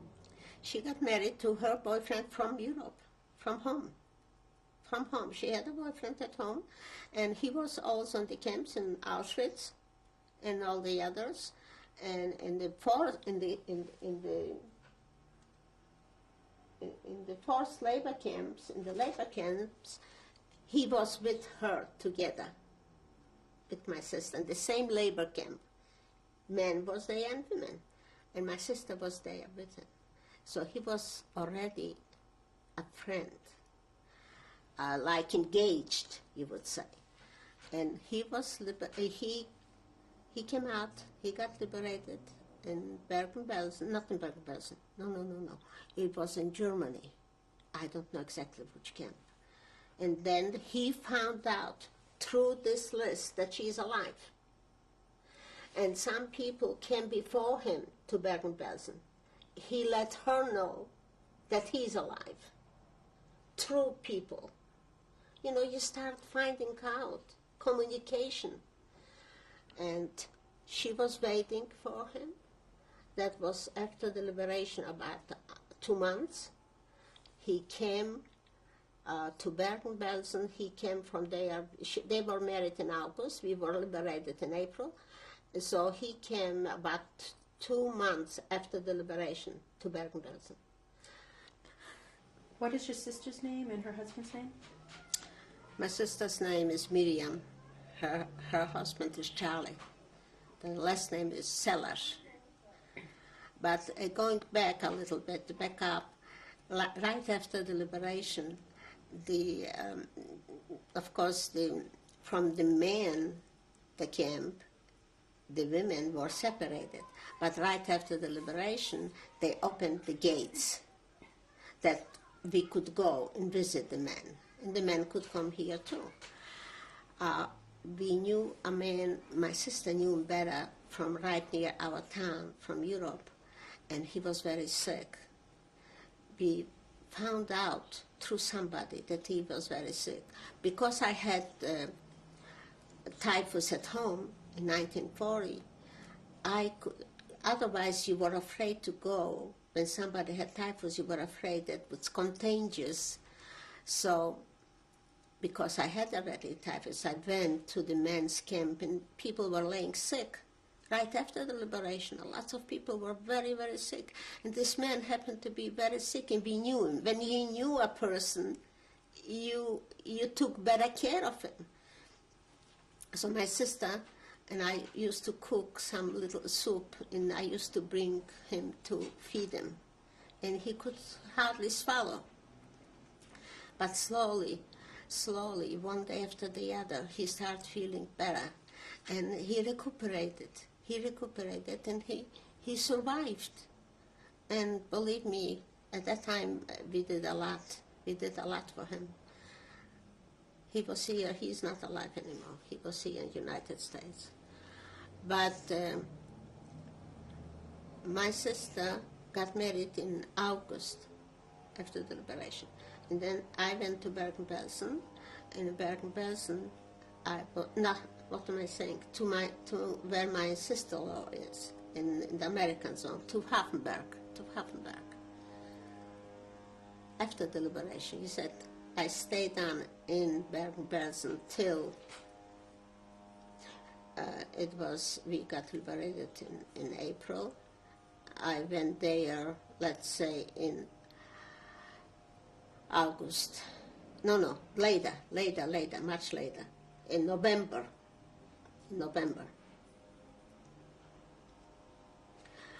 I stayed there a few months, and then my husband proposed to me. But when I went there, it was completely nothing. He brought over boys. He had boys which he knew. He called over to meet me, to get to know me, because everybody wanted to get married. We were at the time to get married. But he was not interested, and I was not interested. But the last minute, when I said to him, I'm going back to Bergen-Belsen, I have nothing to do here anymore. It was really nothing to do. But I'm going back to Bergen-Belsen. That's when it happened. He said, that's it. We got married in July. Who married you? A rabbi. A rabbi came from Regensburg. We were married in this same town, Papenburg. Yeah. That was in 1946. We were there till all this time we tried to go or to Israel or to United States. But in Bergen-Belsen, right after the liberation, I knew I had an uncle in America. So reporters came there to Bergen-Belsen to interview us, to talk to us and all that. So I told him I have an uncle in Chicago, but I don't know the address. And of course, I knew the name. And he found this uncle for me. They got in touch with us after the liberation. And then the reporter found it for you. Yes. All right, now you're married. What happened then?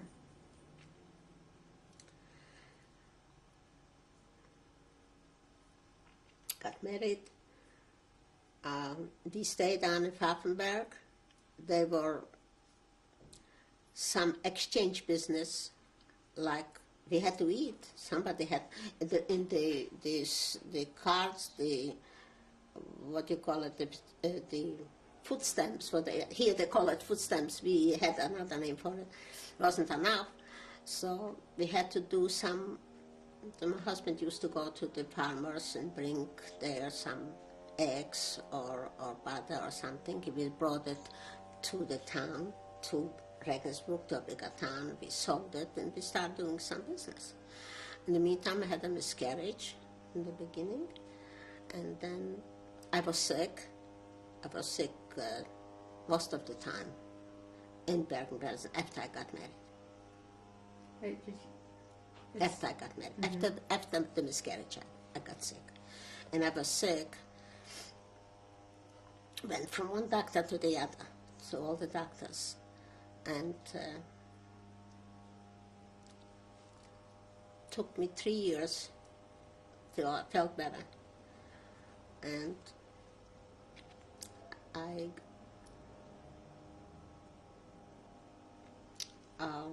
got pregnant again. And that was in 1948. I came during the time we got the visas to go to America. When we came to America, I had 6 weeks. I was here, and the twins were born. What did you do for the 3 years while you were recuperating? Not much. We were organizing things like that, like I showed you the picture. And going from visiting from one town to the other, finding out if there are somebody's alive, or cousins. We had cousins in Baltimore. We went visit to the cousins and they came to us, traveling, lots of traveling. always looking for somebody to find from the family, always looking at lists which were organized in committees. And when we found out somebody's alive from our town or a relative, we always went there to see them and to find out from them who else is alive. Maybe somebody's in another town, maybe somebody's in Russia. Always looking in faces to see if we would recognize somebody. That was the main aim, to find somebody. To our town, to Poland, I never went back. There was a reason for it. After the liberation, a few of our people from my town, from our town, went back to our town. And they were in one house, all of them. I don't know if they lived in the same house, but they got together one evening, sitting at the table. There were 7 people. And the MKB Day, there was an organization against Jews. They came in and they shut them down, every one of them. And one girl, which was laying between them, the bullets went through her, but she wasn't dead. And she was laying like pretending that she is dead between all the 7. But she survived. She survived. And she's alive today. Each time she's in New York, when I go to New York, I always see her.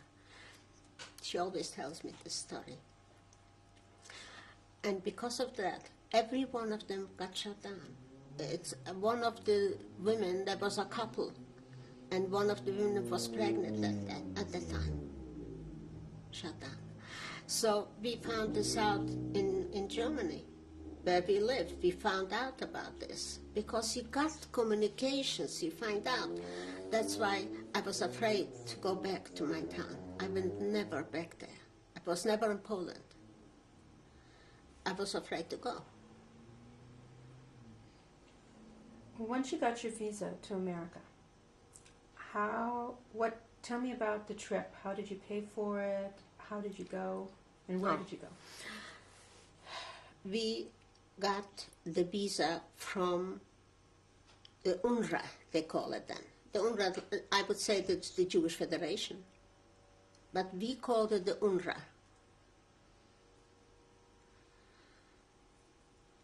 That's what we were sitting and waiting for every single day, to get the passport to go someplace, because we knew this is not our place, we are not going to stay there, we cannot build a family there, we're going to go.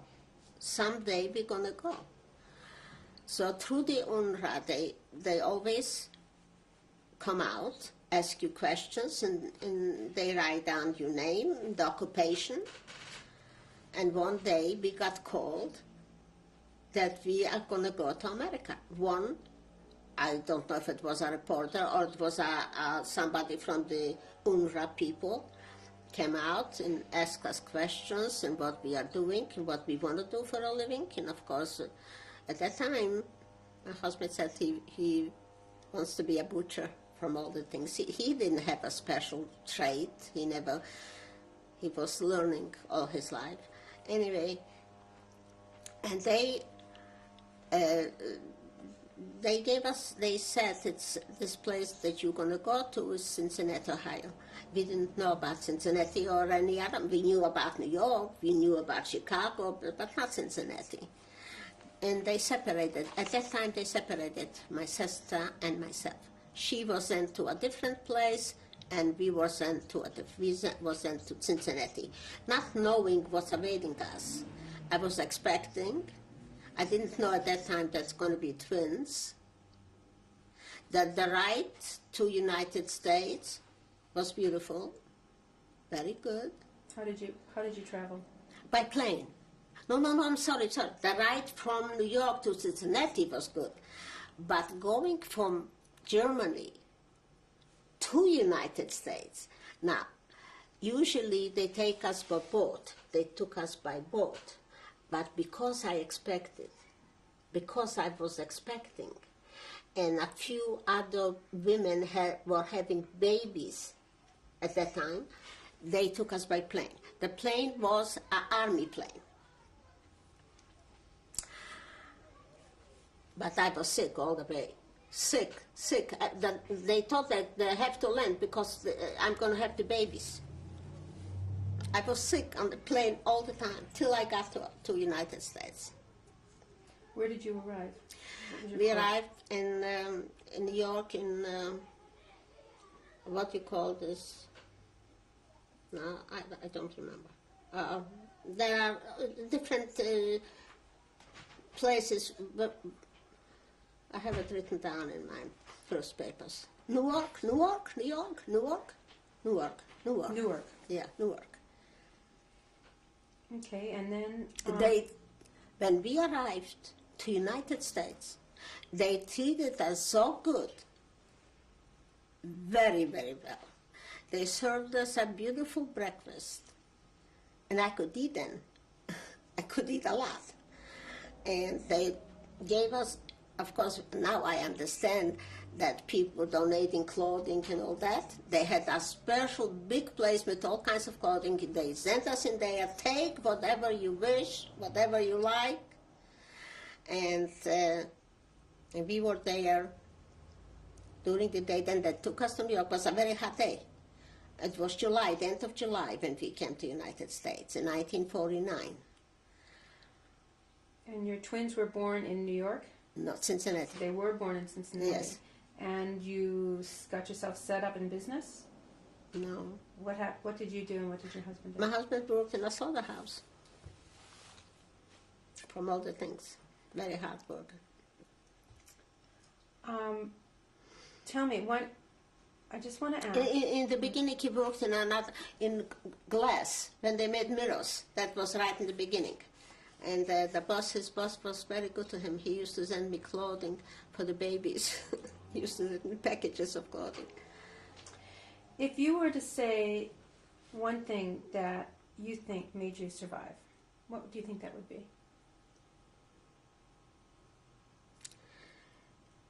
There is not one thing to pinpoint, because let's say when I worked in this castle, I was taken out from a group of girls, about 50 girls. I was the only one taken out from this group of girls, sending me to the castle to work. That was the very first thing which I would think, because all the other girls which stayed there, lined up, not even one survived. So this is the very first thing. Why didn't I go with the others? Now, before we go to the pictures, is there any last thing you would like to say?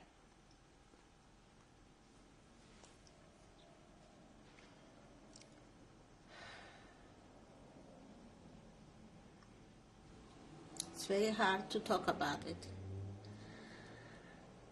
And many times I think to myself, why didn't my brothers and sisters survive? I'm asking myself this question. They were as good as I, and maybe better. Why didn't they survive? The other thing, I can still see the fire from my town when it burned, always before my eyes. And I still can see the Germans SS running in our town and shooting down people. That is also before my eyes always. And of course Auschwitz, with the smell of the burned bodies. This is always in my mind. What else is there to say? I can see in Bergen-Belsen the people laying on the floor in dirt and sick. I can see that in Bergen-Belsen the last minute before their liberation. That's very painful when you think about it.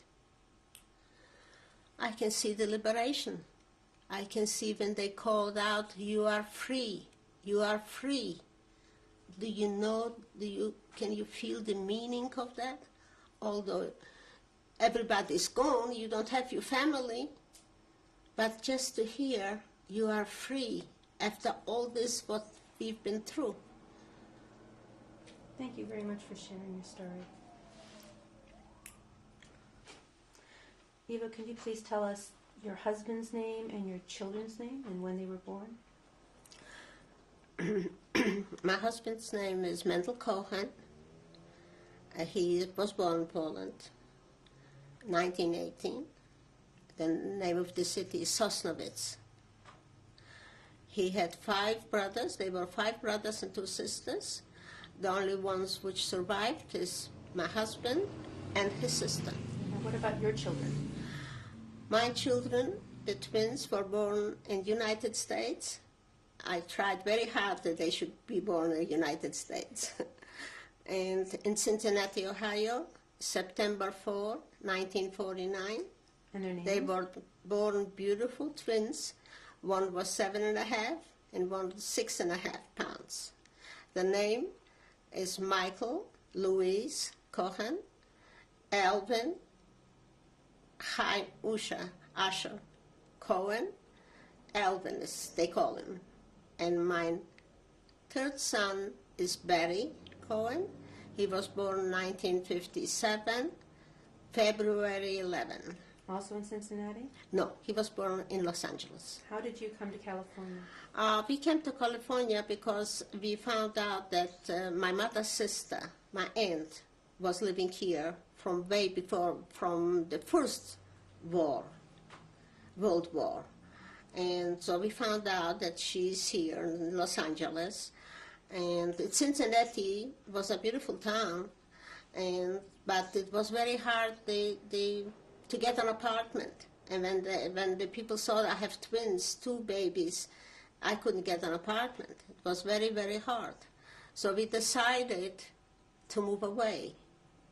And knowing that my aunt, you always looked for somebody close, some relatives, and you wanted to be close to them. So we found out about this aunt and we came here. That was the reason mostly that we came here, and also because of the living quarters there in Cincinnati was very hard. It was a very nice town, very nice. People were nice to us. And what year was this? That was in 1952.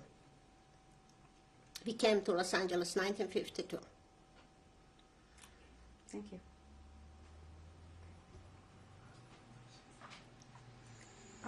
Who are we going to see now in your family? My oldest son, Michael. He is here with me now. Okay, let's introduce your family now.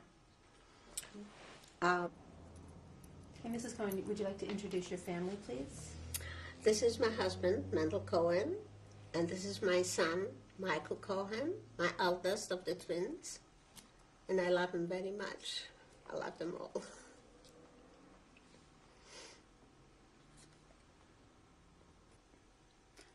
Would either of you like to say anything? Michael, how about you? Well, I just actually, standing back there, I've only heard these stories for the first time, many of these stories. My parents tend to be very reluctant about talking about these things. So it's interesting. I did want to mention, one of the things my mother kept saying was how important it was to find people that survived, going through those 3-year period of most of their concentration was on that. And there's a story that she didn't tell you about the plane ride coming from Germany to the United States. In my early 20s, my late 20s, I got into a little bit of genealogy. So I sat down with them and asked them about members of the family, what can I find out, different details. And at that time, a story came out about how when we were in the end of high school, last year of high school, we found a member of the family living here in Los Angeles. First cousin of my father's, Donna Koenig.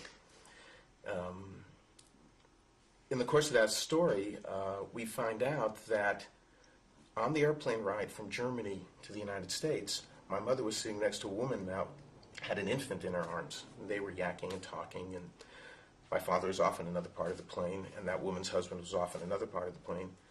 That woman was Donnick's wife. Donnick was sitting in the front of the airplane. My father was sitting off on another side of the airplane. All through high school, my brother and I, there would be a girl in school that was getting all of the awards and academic awards, Barbara Honig. We heard her name year after year. Last year of high school, we found out she's our cousin. And it was this amazing circumstance.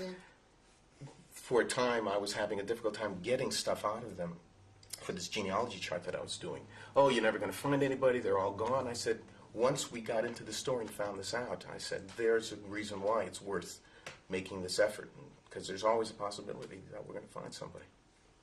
I just thought that occurred to me as she was telling that story. That's true. That's so true. You know, you cannot tell everything in one time. Mr. Cohen, would you like to say anything? I cannot talk about it. I get emotionally, and I get disturbed, and I dream about it, and I cry a lot. Always after that. And I don't watch even the films. The other night was a film in Channel 28, something to talk about it. Everything. I turned to another channel. I cannot watch it. Some people can express their feelings, and I cannot. So I had been in 10, 12 concentration camps during my period of time. In the 4 years I was in, still there's a lot of to say it, and like maybe I don't know. Now I cannot tell every story what I went through, because it's going to take you a couple of days till I get all my stories out. I picked this one and not the other one, and for the time being, 5 minutes or whatever it is, that's for the next time. It's impossible to tell in one time everything. We cannot tell it, not in one day. What I went through after the liberations, we went 3 guys. We were living. We ran away from the march. Was marching. That's what I was trying to tell you. And afterwards. We went in Saturday to a farmer. We went there through a day. They gave us some food, and Sunday morning was the Americans already in town, and we still was there by the farmer until Monday. We couldn't move too much. We was very, very weak.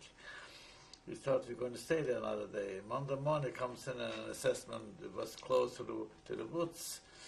Still was assessment around in the woods, and they come in. And we asked them, "Who are you?" I said, "We are Americans. You dressed in German clothes, and we were here before we were sent it in for geheim. How do you say? The Germans said it. Yeah, we were sent it here for the Americans with their clothes, because to get the spy house. Okay, they took us. Just a minute. They were dressed in American clothing. No, German clothes, German machine guns, and they took us out back from the farm, and it was close to woods. Forest. Took us in, and there was 3 guys, and they started shooting at us. Each one ran to another corner. I went down. I couldn't run. I went on my stomach and my hands and feet, and I ran back to the farmer. And they shoot after me. They couldn't get me. The other guy, one got killed, and the other one got the other side. There was already the American troops down there in the road. They came right away into the woods, and they cut the guys. I mean, this is a little story. I would love to come back and get your story sometime. Is Not that here. what you want to tell? No. If I have to come, I go to your house. Not me I go to my house. wouldn't go to. I already am sick the whole week. Really, I am. She's sick, and I'm sick, and I don't want to have. We really appreciate your sharing. Okay, your thank story. you. Thank you very much. And now we're going to look at some pictures. Okay. This picture here was done in Poland in 1938. that was a picture done from a group of friends, very close friends. And probably they went to another city because this was not done in our town. It was done in Razin, in Poland. They went there for a certain occasion, and they were all together, so they made a picture. On this picture is my brother. He's in the top row, the third from the left. His name was Moshe Grika. He was older than I. Next to him is a friend, and his name was Liza.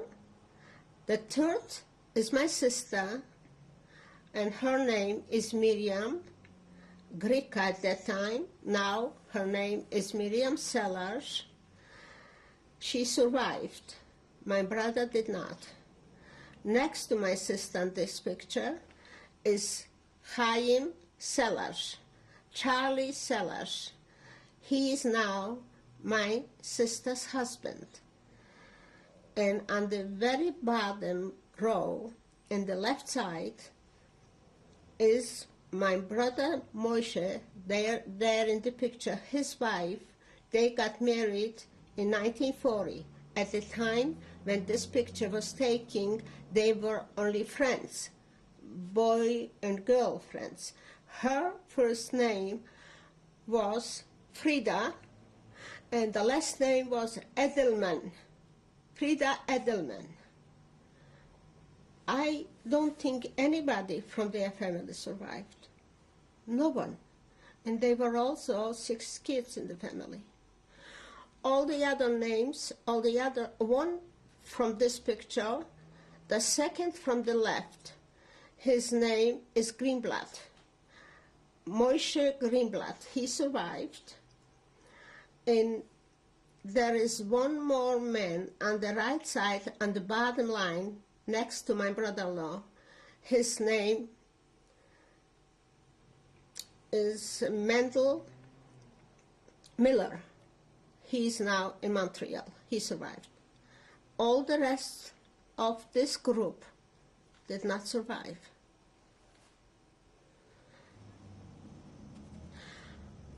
This picture was taken in Poland in 1937.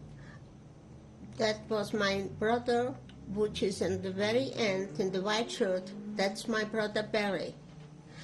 He was at that time already engaged, and he got sick on pneumonia, and he was sent to recuperate to this place. That was a place where people went to recuperate or to get more nourishment, to get well.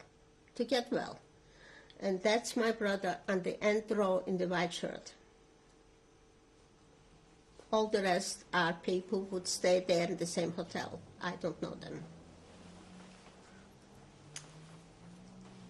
And where is this again? This was taken in Poland, and the name of the city was... stop a minute, I can't remember. Yes, this picture was taken after the liberation. Must have been about 4-5 months after the liberation. And because I can tell he already gained weight here in Germany. And who is it? And this is my husband now. At that time, Mendel Kohan. And from Poland, this picture was taken in Germany, but he is from Poland, Cincinnati. Oh, what am I saying? I'm all mixed up already. And what year was this again?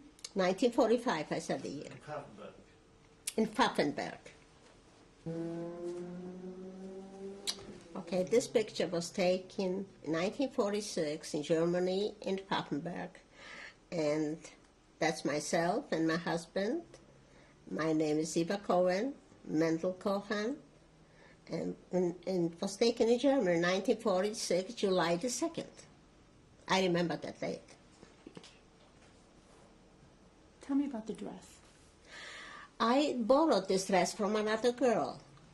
I was invited to a wedding before we got married, and I saw this dress and I liked it, and I asked her if I can loan the dress from her, and she did loan me the dress, and that's the dress I got married in. And this picture was taken in 1946 after we got married in Germany, in Papenburg. And on the left side, the first on this picture is Rosie Kohan, now my sister-in-law, my husband's sister. Next to her is a young man by the name Shmulek. Next to him is my sister Miriam and her husband. They were married at that time, and his name is Charlie Selash. Then is my husband and myself.